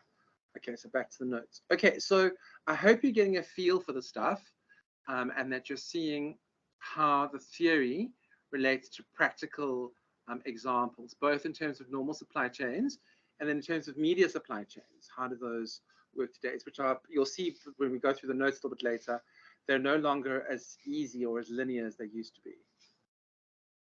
Okay, so moving along. Okay, so Porter, and we're going to discuss Porter later in this this year as well. It was already in. If you end up doing the supplementary assignment, first assignment, you'll see that there's a question on Porter in that supplementary assignment. If you go and look at your portfolio there. Okay, so Porter developed the value chain as a bridge between the activities of strategy formulation and implementation. Okay, so we formulate a strategy, and then how do we put that strategy in place? Okay, so through breaking down a company's value creating activities, excuse me, into strategically relevant stages, this allows each one to be analyzed and the behavior of costs and potential sources of differentiation can be uncovered. Okay, so in other words, which core processes and activities can be changed or adapted to increase value for customers and advantage relative to competitors, or modified to create new types of businesses? Okay, so how can you take an existing value chain and either change it or adapt it to increase value for customers, or modify it to create new types of business? So guys, let's have a look at some good examples. We've already mentioned one. Okay, and that advantage was when McDonald's introduced the drive-through. Okay, that was not a feature right at the very beginning. That was an add-on afterwards, and you can see how it's increased their competitive advantage. Same thing as well. No South African retailer in terms of food retailer ever had a kiddie play area before McDonald's. McDonald's brought that concept in South Africa because they've been using it in the United States. Okay, and only then did we see Spur start bringing in kiddie. Now I speak under correction, but as far as I know, I never ever recall, and I was around when McDonald's was first opened in South Africa. As a matter of fact, we went to the very second branch ever opened in the country, which is there, the one near Cresta, opposite Cresta, Blackheath. And the very first branch opened there near Tiger Valley in Cape Town. So those are the two first branches ever opened in the country. And we went there. And I can tell you now that I had never been to a Spur before then that had a kiddie play area and none of the others. And nobody ever had a drive-through. That was definitely unique. So those are some of the things that they did, that they added. You might say, well, Rob, how is that relevant to the value chain? How does it fit into the value chain? You're adding value to customers and getting customers to come to your store. And if the kiddies hang out and they're playing on the jungle gym, okay, maybe the mummies will have an extra shake or get an extra meal or get an ice cream. So you're increasing your profit margins. You're increasing the amount of food that you sell. Okay, and then think about, for example, modify to create new types of businesses. Think about the advent of internet banking as a value chain add for banks. We never had internet banking 30 years ago. There was no such thing. If you wanted to withdraw money, you had to go to an ATM, or you had to go into the branch if you wanted to do anything else. Nothing could be done online. It was all done in the branch. Before ATMs, I think the first ATM was invented in 1967. Before then, if you wanted to go to the branch to get money, you had to go into the branch. That's where you the only place. And remember, they had very bad trading hours. There was no Sunday banking or Saturday afternoon banking or 24/7 banking. That didn't exist. I remember my parents, when they were young, they couldn't even buy petrol on a Sunday. Okay, that was when if you didn't put petrol in the car on Saturday nights, then if you didn't have petrol, then you were absolutely stuffed on a Sunday. There was no way you could go get petrol because petrol wasn't sold. There was no such thing as a 24-hour engine quick shop or a whatever it is. Nothing like that ever existed. It was the trading hours were between sort of 8 and 5 during the weekday and sort of 8 and 12 on a Saturday, and then everything was closed. So you can just see how things have changed in the last 50, 60, 70 years. And very interestingly, in a place like Germany, which is a very advanced, biggest economy in Europe, they still don't have Sunday trading. Most stores are closed on Sunday. They even have what they call Ruhezeit, which is a quiet time on a Sunday. You don't get to, not allowed to make noise. You got to be quiet. You got to, and there is no, you'll probably get, these in the big cities, these little convenience places that are still open. But you go into a big place, it's not going to be open at all. It's going to be very much closed. Okay, so you can see, guys, how things have changed in terms of value chains over the last while. Everything is changing. Okay, so the value chain in terms of Porter, you can see over here. So you have your support activities in the top, and you have your primary activities at the bottom. So let's start with the primary activities. And you can see, guys, this is very similar to the value chain we first discussed previously. So inbound logistics, operations, outbound logistics, marketing, sales, and then service.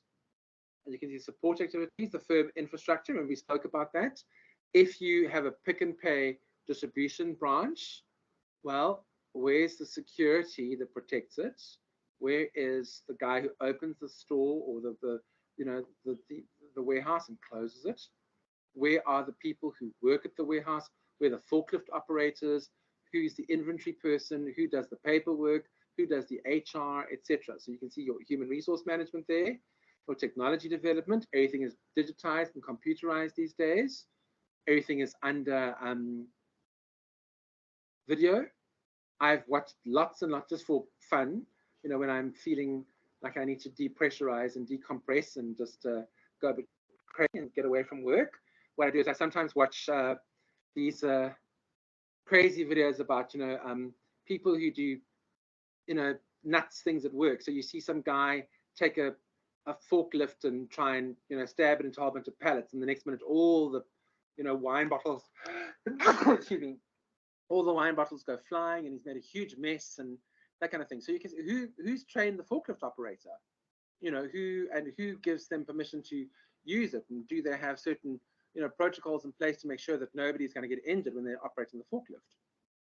And then, of course, procurement of technology, computers, paper to printing, procurement of video equipment, procurement of staff, procurement of stock, etc., etc. And then, of course, you can see your margins that you have at the end there, because you do these things efficiently. So if you're able to, and that's why McDonald's did it, guys, it goes back to Henry Ford. Henry Ford streamlined the Model T Ford chain by creating a value chain. So they were all mass produced in a factory on an assembly line, because he knew that by doing it like that, you were automating systems, or you having people in place do the same thing, you got more cars built, and more cars built meant more sales because there's demand for it. Okay, so you can see that, and that still applies today. Okay, so value chains in the media. So this is not specifically relating to media, so value chains. Before the internet, mass media industries had relatively straightforward value chains. There was a high level of control over the entire sequence of stages. So you can see if you were, and let's have a look at it, a variant of the following sequence. It was sort of like this, or a variant of this sequence. So developing content, packaging content, distributing content, and organizing for the reception of content. And I was actually just thinking about it last night, so I have a confession to make. I try not to spend too much time watching, quote unquote TV in inverted commas. We don't watch TV on a TV anymore. We all watch it on, I watch stuff on my tablet for the most part. But I try not to spend too, because it can obviously be a huge waste of time. But we were using Netflix because Netflix has got a lot of good content. It's not all that expensive. It's 49 Rand a month. And then we also did Showmax, because Showmax has got some really, really nice content. And then, of course, is linked to DSTV. And so that's only 39 Rand a month. So sorry to disturb you, Rob. Yes. Are you sharing something on the screen, or because we can't see anything? Oh, sorry. I saw all your hands up. Sorry, Notando, Matidiso, Onaleno, Vuyo. Sorry. Yes, yes, I am. I'm so thank you for letting me know. All right. Okay, sorry. Hey, Rob, do you mind sharing the screen? Somebody unmute and just talk, please. Okay, sorry, guys. Sorry. I didn't see that. My apologies. I didn't realize that it turned off the sharing, I think. Yes, so let's go back there. Thanks for letting me know. Thanks, guys. Please feel free to jump in and ask because I didn't even realize. Excuse me. Okay, so, okay, now I don't know how to lower hands. Can you see it now? Is it showing? Yes, it is. How do I lower hands in Zoom? Let me just, oh, sorry, in Thingy. Lower hand.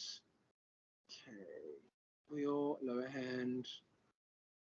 Sorry about that, guys. Okay, so all the notes, Jimmy, that we're going through. Let me just go back one slide to the value chain of Porter. This is your value chain of Porter. Excuse me. I've got a frog in my throat now. I had a very bad chest infection. It doesn't seem to want to go away. Okay, so you guys can go and have a look at that over there. It's in your notes, which you will be able to download from Cole Campus. Okay, so I'm not going to focus too much on that because we've already been through bits and pieces of it. You can see the bottom: inbound logistics, operations; outbound logistics, marketing and sales and service.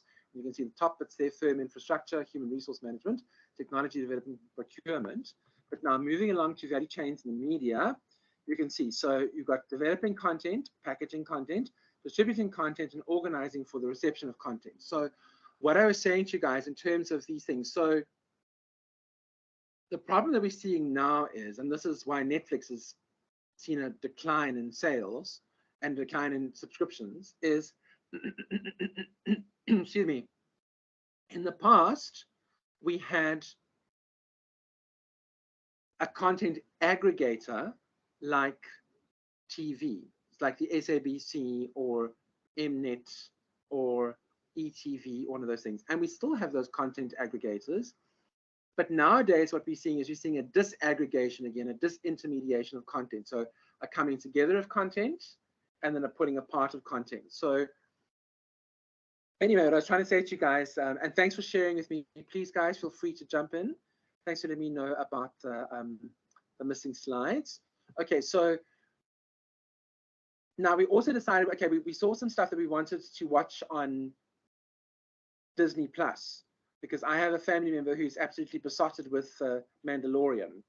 Quite frankly, it's not really my cup of tea, but I found some other really good stuff on Disney Plus, which is great. So now Disney Plus is 119 Rand a month, so it's way more expensive. So we probably won't keep the subscription permanently. And then of course, there's also BritBox, which is another thing. So the problem is that in the past, I could go and watch a British show, a show that's owned by Disney, and something from Netflix and something from Showmax, all together on one content aggregator, which was DSTV.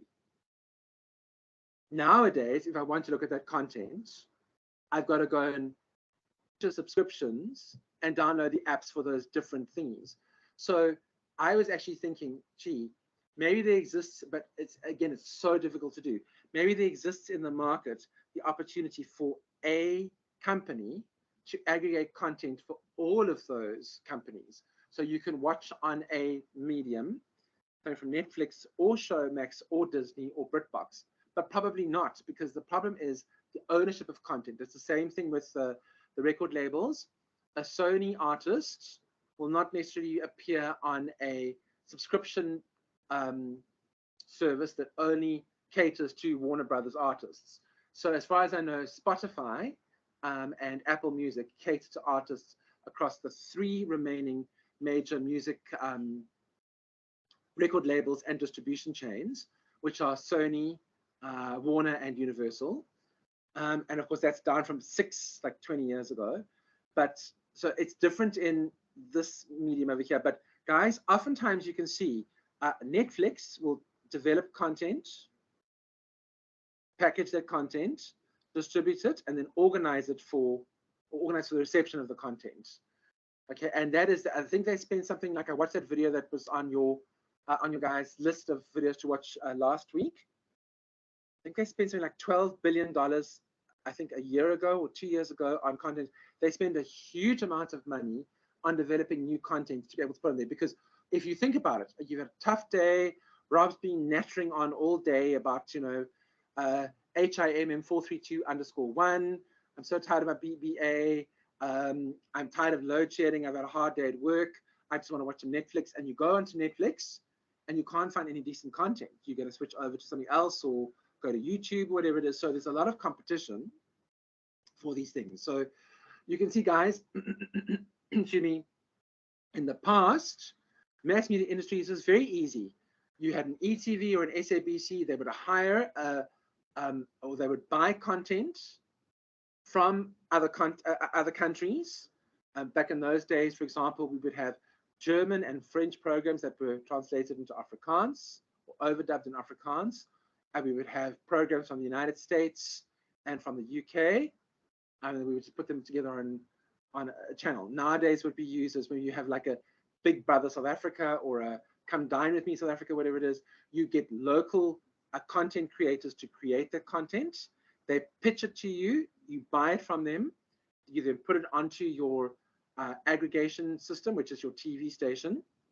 And then you sell the advertising space in between. That's how you make your money. Same thing with radio. Okay, radio is all about, I mean, radio's got nothing to do with music. Radio is all about the advertising that you get in from it. The music is just the vehicle, because you tune into the radio station to either listen to the funny DJ or the shock jock or the music. The advertising is incidental. But research shows that some advertising works, especially, remember, if you have a need of the product or service. So if you really and truly need that tailor because you've got a rip in your dress, you will probably pay more attention to those messages. Or maybe you come across something that you think, that's interesting, I never knew about that, I've tried. That's what happened to me. I happened to one day be watching DSTV. I think this is before we canceled our subscription. Okay, I happened to one day go onto, there was an advert in between some programs on DSTV, and they were advertising Sensodyne Pronamel. So, which is literally in the end of this woman came on, I think she's either German or Italian, speaking with a heavy accent, she's speaking English. She says, Pronamel literally drives enamel back into the teeth. So it strengthens enamel and actually rebuilds your enamel. I'm like, ooh, and I'm quite fussy about my teeth. So I'm like, I should try that. So I went and bought some Pronamel, very expensive toothpaste. Don't necessarily like the aftertaste. I don't really like the way it feels on my teeth. But I tried it out because I thought, let me see what it's like to strengthen the enamel of my teeth.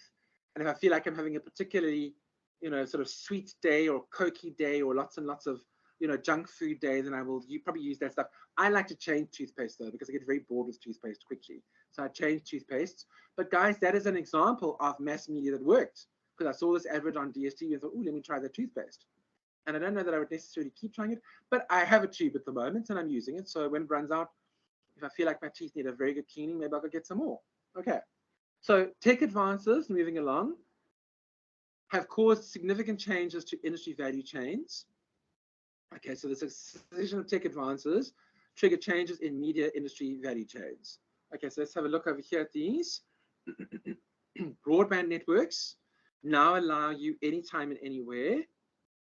Mobile broadband, which is wireless, anytime and anywhere with two-way over a greater area.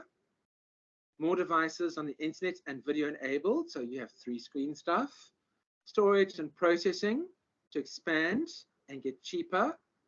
Okay, so on-demand video content is feasible for mass markets. Think about it.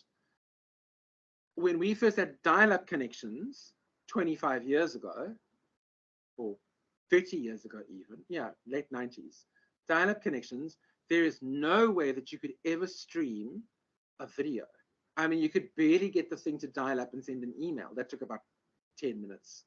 Okay, that's how fast it's become. That's why the minute you buy a piece of technology from a shop, your Telkom or your MTN, it's already out of date. That's more. Technology doubles in processing speed every 18 months. Okay, but that's what we're becoming like.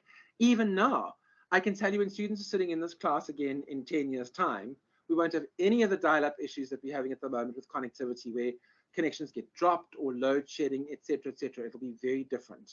Okay, because we're now able to process bigger and more.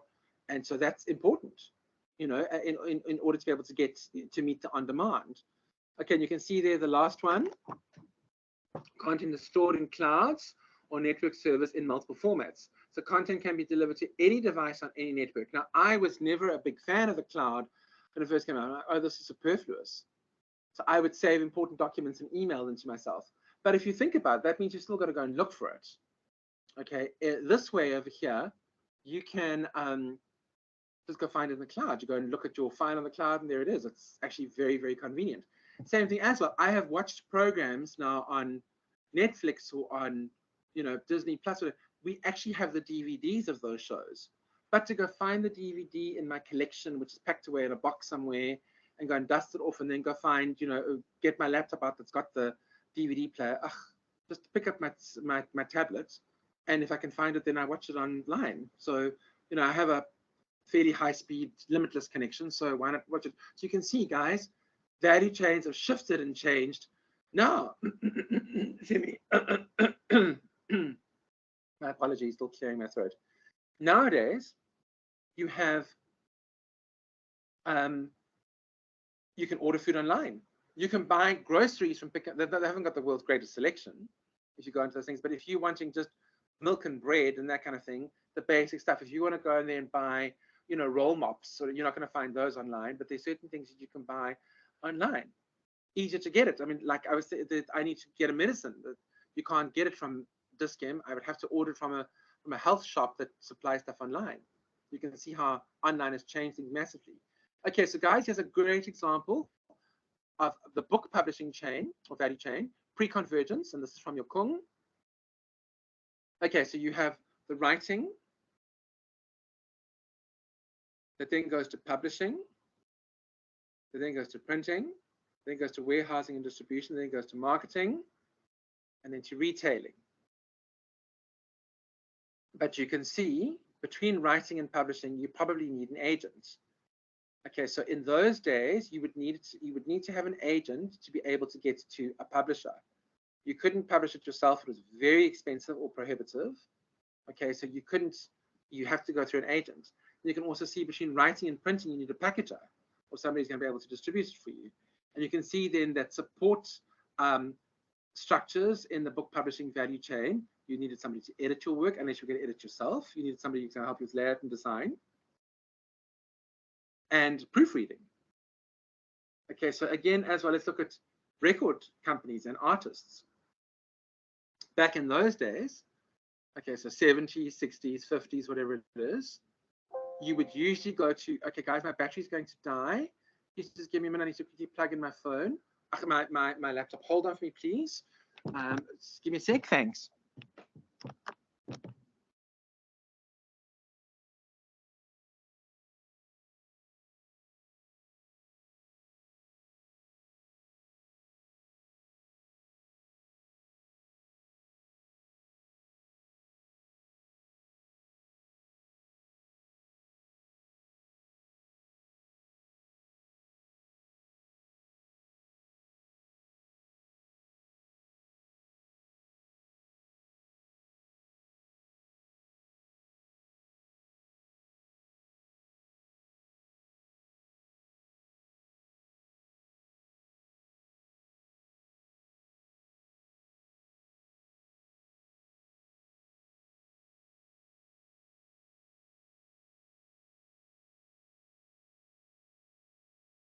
Okay, guys, thanks for waiting. I'm back. Okay, so we're busy talking about the music industry. So think about it. Okay, so you are, and you now want to conquer the world with your music. So you need to go and do a whole lot of gigs, whole huge number of gigs. And then what usually happened was you had A&R scouts, artists and repertoire, who'd be sitting in the audience. They then come up to you afterwards and said, I like your stuff. I think you have potential. Let's look at a record deal for you. If you watch the movie, it's an old movie now. I think it's about 25 years old at least. It's called That Thing You Do. It was one of Charlize Theron's very first roles. It's about a rock group in the 1960s who break out. They have this hit, and you know how everything goes wrong for them, and eventually they bust up. But that was back then. So you need, and then of course what would happen is the manager would then try and take you to a record label, and you'd sign a record deal. The record label would then take your stuff. They'd take you into a studio. They would record you. They then take the masters, and they would then press records like they did in the old days. And they would then take those records and distribute them to shops where you would then be able to buy the record. And then, of course, they would promote the record. They'd take a record to the radio station. and promote the radio station. If you watch the movie, very good movie with Beyonce in it from 2008 called Cadillac Records, where they would bribe the DJ. It's called payola. It's illegal, but it still happens. You'd bribe the DJ to play the song on the radio station. And then, of course, it would become wildly popular. And people, of course, there was no downloads. There was no, file sharing via WhatsApp or, Instagram or whatever it was. It was all, if you wanted the record, you had to go into the store and go and buy it. That was the only way. Before tapes, there was no tape. You couldn't burn a record or, copy a record unless you had specialized equipment, which was very expensive and very rare to find. So that was the only way. So it was a very closed value chain. And that's why record labels made zillions of bucks, zillions, and they didn't always necessarily get to the artist. The artist wasn't always, wasn't the recipient of that. If you watch the movie Cadillac Records, the record owner, played by Adrian Brody, is Adrian Brody? Yeah. He says to Muddy Waters, advances aren't free. Cadillacs aren't free. You got to pay for them. That's the whole thing. You sign up with him, he bought your Cadillac, that kind of vibe. And artists were always running to him and asking him for extra money, saying, well, here's an advance you, but it's coming off your next record. Tony Braxton, I read the other day, said, listen, I've sold millions and millions of albums and I've got nothing to show for it. I'm broke, because obviously the record labels took so much money. So it's not only unfair, it's also very closed. So that's what happened back then. Now you can see, okay, moving along to new chains. Okay, so the disrupted book publishing value chain. You can see an author writes a book. Author builds a personal digital presence and a fan database. Author uses self-publishing services to produce books and liaise with retailers. And then, of course, the book is sold via online retailers. The book is sold via physical retailers, or the author promotes book in digital channels. And guys, it's the same thing with artists. Okay, so an artist releases or writes a song. An artist then uploads a video with the song to YouTube. Okay, they then promote as much as they can, and then they will use a content aggregator to promote their stuff, to get it onto Apple Music and to get it onto Spotify and etc. And then they'll promote it using the digital channels. And now when this started happening in the music industry 20 years ago, because they always say, which is very interesting, the music industry, the publishing industry, and the film industry are always at the forefront of, they are harbingers of change, always at the forefront of what happens, and whatever happens there usually then ends up going to different industries. I remember having the conversation with my doctor about a year and a half, 2 years ago. I said, so doctor, what's going to happen in the future in terms of medicine? And he said, well, we're going to have less invasive surgery. We're going to instruct an instrument to do the surgery on you. And what we'll have is we'll have very advanced apps that can do things like take your blood pressure, check your cholesterol levels, etc. And we're really seeing some development in that area. But that's how, so you can see, guys, digital is even, and technology is even affecting the medical industry disruption chain. How are we going to get to the point where we don't need to do x-rays anymore? You can take your phone and scan it across your body, and it's going to say, this is the problem, you have a burst appendix, or whatever it's going to be. Okay, so very interesting how things have changed in terms of books, in terms of movies, even now. I mean, I think, like, for example, I have a family member who adores Avatar. Quite frankly, I think it's a huge waste of time. I saw the first one. I didn't see the second one. And, once you watch Avatar, it's not available yet because I think James Cameron held it back and said, listen, I'm not going to give it yet. The terms and conditions of the contract state that you cannot have Avatar available in digital channels yet. We first want people to go in and have a cinema experience. So they want to go, it's going to IMAX. And so, of course, to Kenny-Corn, New Metro were very, very happy. But just also to let you guys know, we went to watch movie, we got free movie tickets. So we went and watched a New Metro movie. We went and watched Puss in Boots at New Metro. First of all, there was a young lady about 4 rows in front of us who was vaping in the cinema. I eventually had to go to her and say to her, excuse you, you can't vape in the cinema. It's like smoking. She's like, well, she'll give me attitude. I'm like, no, either you need to please stop or you need to please leave, or I'm going to have you removed. And they're like, okay, well, you're just really nice. I'm like, I know, but I don't want to have vaping in front of me in the cinema.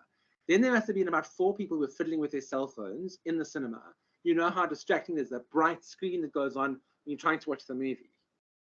Okay, and then you had the talking. I eventually said, listen, I'd rather just watch this thing at home. I can press stop when I wanted to go use the bathroom. I can press stop and go and get, some popcorn. I can rewind if I missed a spot, and I'm not distracted by people vaping or with their cell phones in the cinema.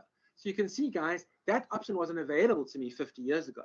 The only place where you could go and watch a movie, and I have not seen a full cinema, a packed cinema, since Ster-Kinekor, and this is really dating me, since Ster-Kinekor had their Tuesday night specials. This is way before digital became an issue. So this is late 90s.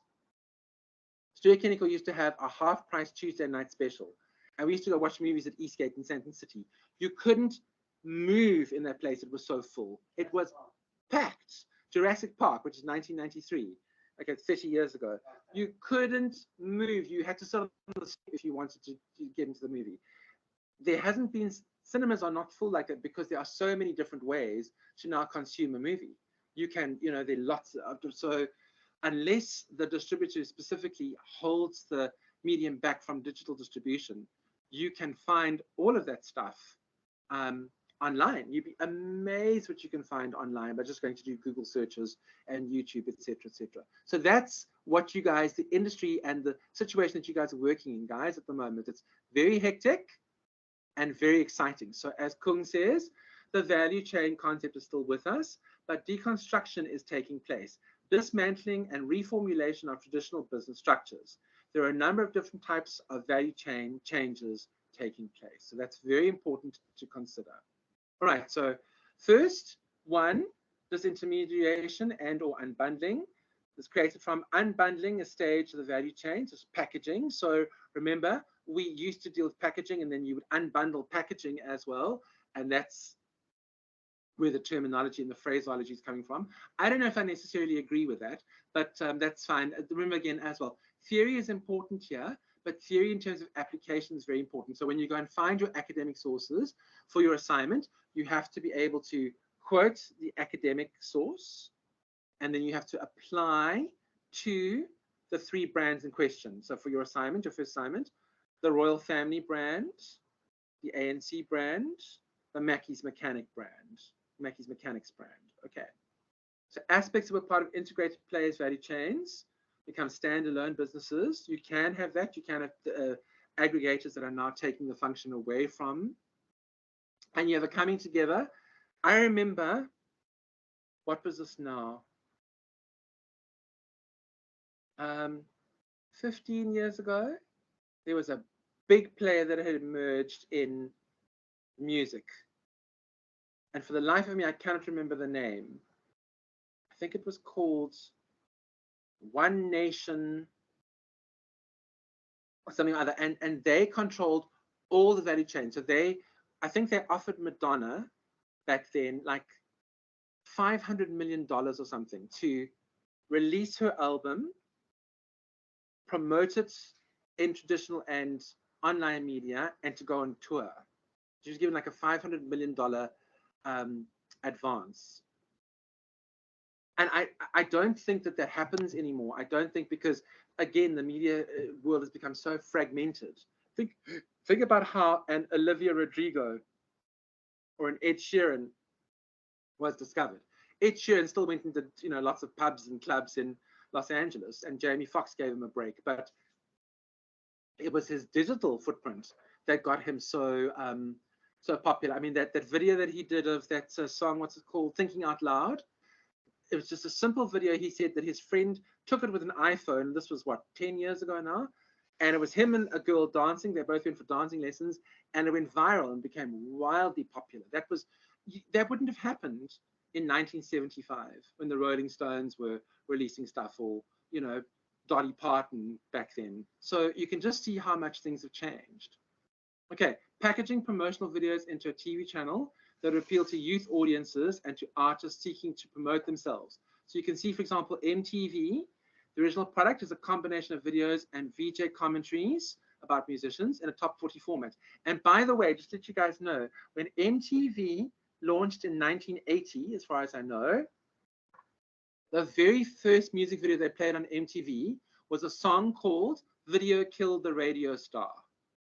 there was a song like that. It was called "Video Killed the Radio," and they were specifically saying video has killed the radio star. And I can promise you now, MTV has gotten loads and loads of competition from YouTube. YouTube has killed the video star because now it's all gone to YouTube. And you can have people who, I mean, people who are not even all that, they haven't yet found their voice, they haven't yet honed their craft, they haven't yet whatever, and they're getting zillions of views on YouTube. There's that guy, you guys, this is probably, there was a song that came up by a Romanian group about 20 years ago now as well. It was very, very popular, and it was called the Numa Numa song.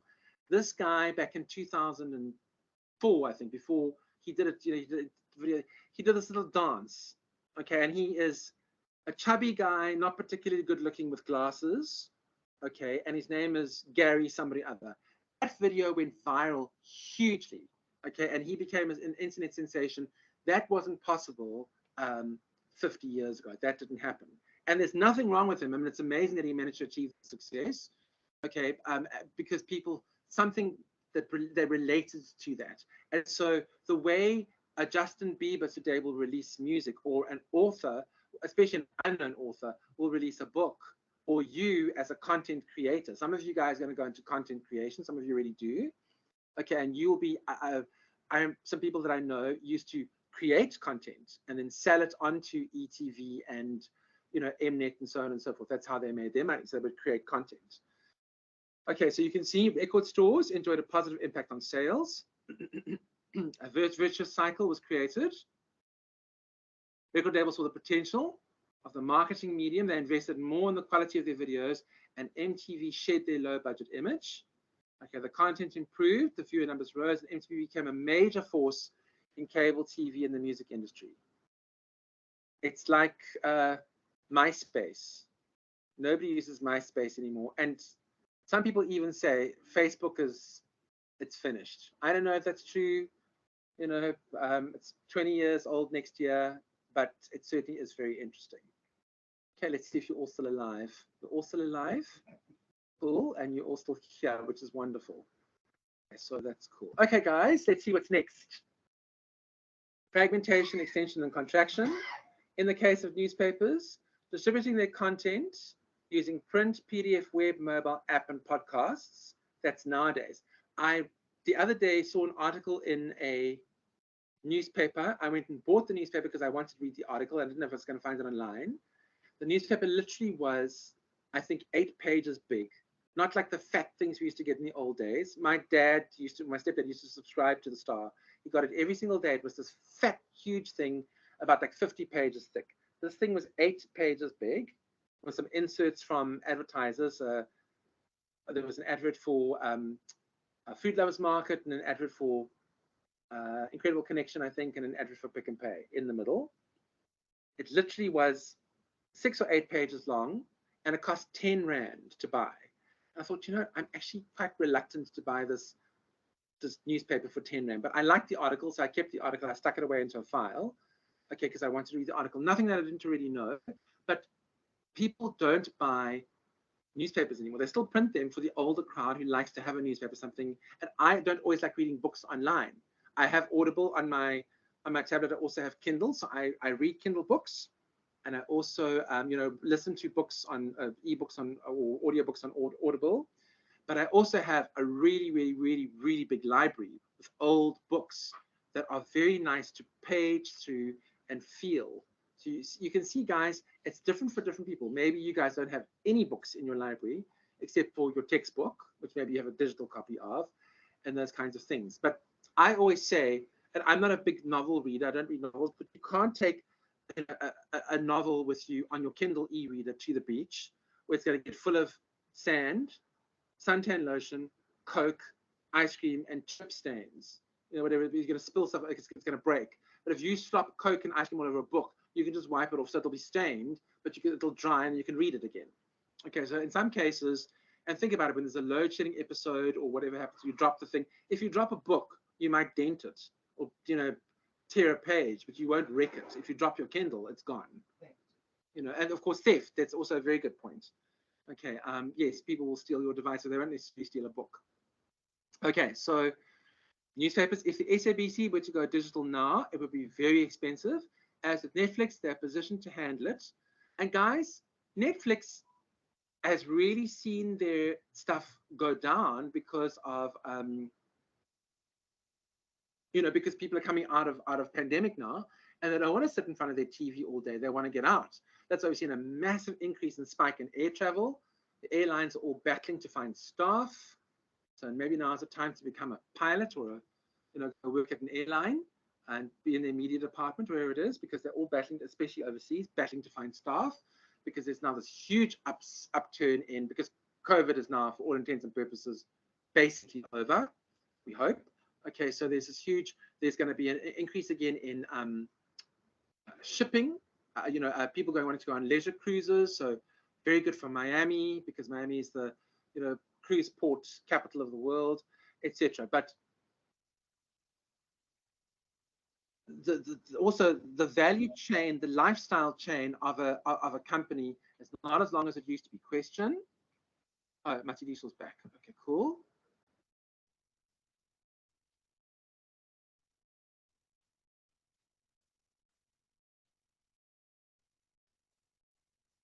And guys, make this relevant to your assignment. What is the value chain of the ANC? Or of Mackie's, for example? What is the value chain of the ANC? Is it still worthwhile to have? I would say it definitely is. I think they'd be crazy not to do it, because you're going to get publicity from it and you're going to cater to people. What is the value of the ANC holding a rally at Orlando Stadium, or at Orlando Stadium, or at the Calabash FNB Stadium, or at Ellis Park, or Moses Mabhida, or Cape Town Stadium, whatever? What is the benefit of that kind of thing? And then think about your involvement in that. If they came to you and said, what should we do? And you say to them, well, you do exactly what you did before. You create branded, packaged lunch boxes with a sweet and a chips, whatever it is, to give away to the kiddies, and you give away T-shirts to people, and they will then go, and you are walking, talking ANC advert when you're walking around wherever. Okay, and that's not the kind of thing that you'd probably see in Sandton City. I'm sure you might. Okay, or Benmore or Hyde Park, but you probably would see it quite a lot at a Jabulani Mall or a Maponya Mall, etc., etc., etc. Okay, and that's no reflection on anything except levels of income and possibly what people are willing to advertise. Somebody who is, wealthy and well versed and well read will know, or could suspect, listen, I'm not going to be doing free advertising for your brand. I'm like that because I've studied a lot, and so if somebody hands me a free T-shirt, the only T-shirt that I will use to promote is for the SPCA. I actually bought a T-shirt from them, and because obviously animals are close to my heart. But if Vodacom gave me a free T-shirt, I'd say, oh, thanks, and I would give it away, or I'd just chuck it. I wouldn't wear it because I'm not going to be a walking, talking advert for Vodacom. Okay, so you guys may feel differently, maybe you feel the same, but think about how your role as a media manager in a changed media value chain is morphing, is hybridizing, is evolving, and what that means. Because a committed person wearing an ANC T-shirt to, walking through the streets of Soweto or on a taxi can be a very effective advert, because you're looking constantly at that shirt, you're paying attention, and you may say, well, Rob, because of semantic filters and selective perception and my value system, I don't care. I'm going to vote for the EFF, even though I see the ANC T-shirt. That may be true, but it's still there. So for somebody who's on the fence, undecided, etc., and you would need to motivate, guys. You might say, listen, if the ANC comes to you with their 100 million rand budget and says, how much of this should we spend on T-shirts? You might say to them, well, spend 10 million rand on buying T-shirts and then distribute those to all sorts of people and see what happens. You may say, or brand your car. I mean, people sitting in traffic, okay, so think about that. People sitting in traffic and they're sitting behind an ANC branded vehicle, they're paying attention to the ANC brand. Whether they like it or not, they're sitting in traffic. They are going to see it. It's inevitable. So that also, as a media manager, has to be part of your spread. You might say, well, out-of-home advertising or car vehicle branding has got nothing to do with media. Of course it does. It absolutely is linked and part of the same mix. Okay, so here's an Endemol example. If I'm not mistaken, I actually have something with Endemol. They charge me monthly. I'm on subscription to them for something. So as far as I know, they're still around. They emerged as a result of fragmentation in TV value chains, specifically the trend towards the outsourcing of programming, and a lot of channels needed content. So Endemol is a content creator, an aggregator, okay, that is providing content for a lot. And you can see over here, focuses on unscripted reality TV formats, Big Brother and Deal or No Deal, dramas and soapies, multiple episodes which can be replicated locally with strong brands, multiple media platforms in different markets and countries. They're attractive to audiences, advertisers, and sponsors. They've expanded internationally, 30 countries, 90 production companies. That is a moving target that's changing all the time. And guys, you need to think about as well the rise and fall of these companies. Does it still work? Like I said to you, that company, I can't remember the name of the company. Madonna and U2 were all signed to them. I think it's One Nation, but I speak under correction. And they, you know, these 360-degree deals. And I don't think that those deals are still current. I don't see Madonna being paid, you know, $500 million to go now go out on tour. Matter of fact, some people are making fun of her because of the way she looked at the Grammy Awards 3 weeks ago with her puffy face, etc., etc., etc. I still think she's very trendy, and as much as she's saying, well, I forget about convention, you know, I don't care about ageism or sexism, this is who I am. I don't necessarily think that it's the best look or feel for her, but she is the person who knows Madonna best. She would know what works for her. But think of somebody like, for example, The Weeknd, or like I said, an Olivia Rodrigo or a Little Nas or whatever it is. Think about how they would try and get their content out there when you have people who are competing against them, younger, etc. Who's left a message? 360 Degrees are very alive and well, and especially in Africa. Oh, thank you, Dennis. Oh, interesting. I never knew that. Guys, I can't possibly know everything. I'm not saying that because I'm like, you know, disagreeing with you. I can learn as much from you as you can learn from me. That's one of the things as well. As the old saying goes, when you teach, you learn. So guy could teach me, because I run a consultancy and I have corporate experience, but my corporate experience is very specific. And I run a consultancy. I mostly deal with SMEs. I don't deal with big companies at all. So you guys may have exposure to that through your peers. Maybe you work for those companies, and I could learn a lot from you. I can't possibly. So it's very interesting. Dennis, would you say that that's true though in other parts of the world, that they're 360-degree deals? I'm not so sure about that, eh? Okay, multiple episodes, which can be replicated locally with strong brands, multiple media platforms in different markets or countries, which we've discussed. They're attracted to audiences, advertisers, and sponsors. Personally, guys, I don't like that. I don't think it works for me. I think when I see MasterChef South Africa and I see a guy trying to wear a cravat and imitate the, you know, the Australian dude who's wearing the cravat, I'm like, can't South Africa come up with something original? When I see, you know, Idol South Africa and we have a Randall Abrams who's trying really hard to be a Simon Cowell, I'm like, can we not come up with something original instead of, you know, I mean, I sat in on a panel, well, not a panel, I went to a workshop, and he was there, and people got up and grilled him and said, listen, Randall Abrams, we're the idols. I don't see anybody who's won idols who's become an idol. That doesn't happen. And, you know, he basically, his retort and response was, well, if we all knew how to make hits, if we had the crystal ball, we'd all be living on an island somewhere rolling in the cash, because nobody knows, you know, which artist is going to have a hit and it's going to make it happen and which artist is not. So there's so many variables, guys. They really and truly are. Dennis, have you left a message for me? Let me see. No, because they have better economies to survive as indie artists. True. I was thinking the same thing, Dennis. I must be honest. I thought the same. Can you guys all still hear me? I hope my computer's not dying. Okay.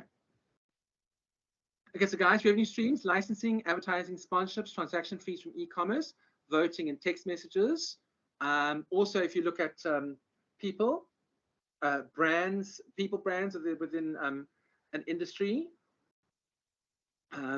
you can earn revenue streams from performances, whether you are a spoken word artist or a book reader or a political analyst. I mean, Hillary has gone out on tour, promoted her books. Hillary, who lost the election to Donald Trump. Look at Donald Trump as a good example. He did Miss Universe, Miss America. He's the The Apprentice.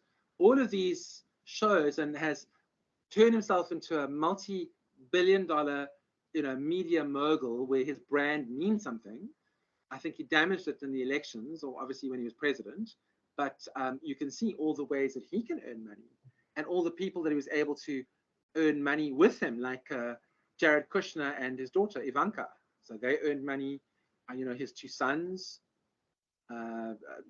Eric and Donald Trump Jr.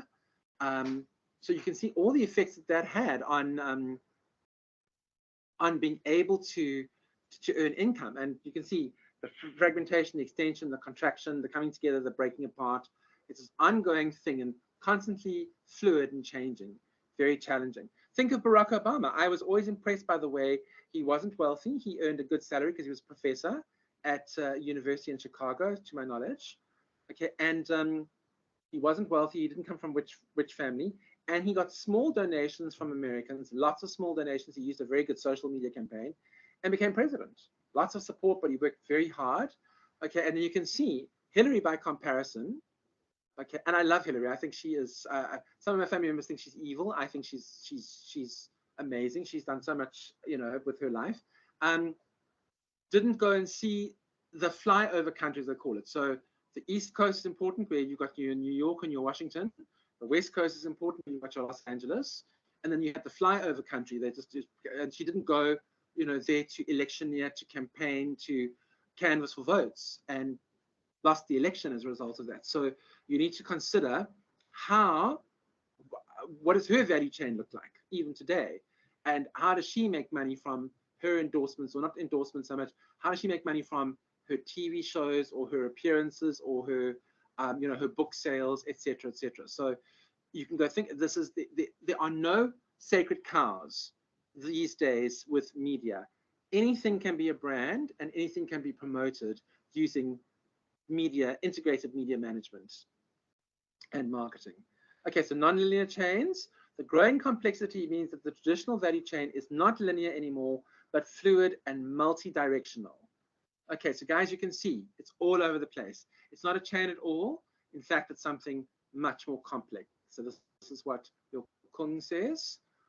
So that then brings us to the end of this one. Our next ripping installment is the changing business models, and the transition to digital. What I'm going to do is, guys, we're going to have another break in about 25 minutes at 10 to 4 until 4 o'clock. And then we're going to do another final lecture from 4 o'clock until about 4:45. If you guys can handle it. Sorry, I know it's very long days. Somebody says to me, Rob, why did they make the classes so long? I'm like, that's the way it was structured by Boston, just to get everything together, which is fine. It works well for me, because we get it all together in one day. So it doesn't mean I come back and sit again in classes the whole time. But thank you so much for your attention. I'm glad to see you all here, and nice to have you all on board. Okay, so I'm going to end this recording, and then we're going to start the next lecture. So hang on for me, please.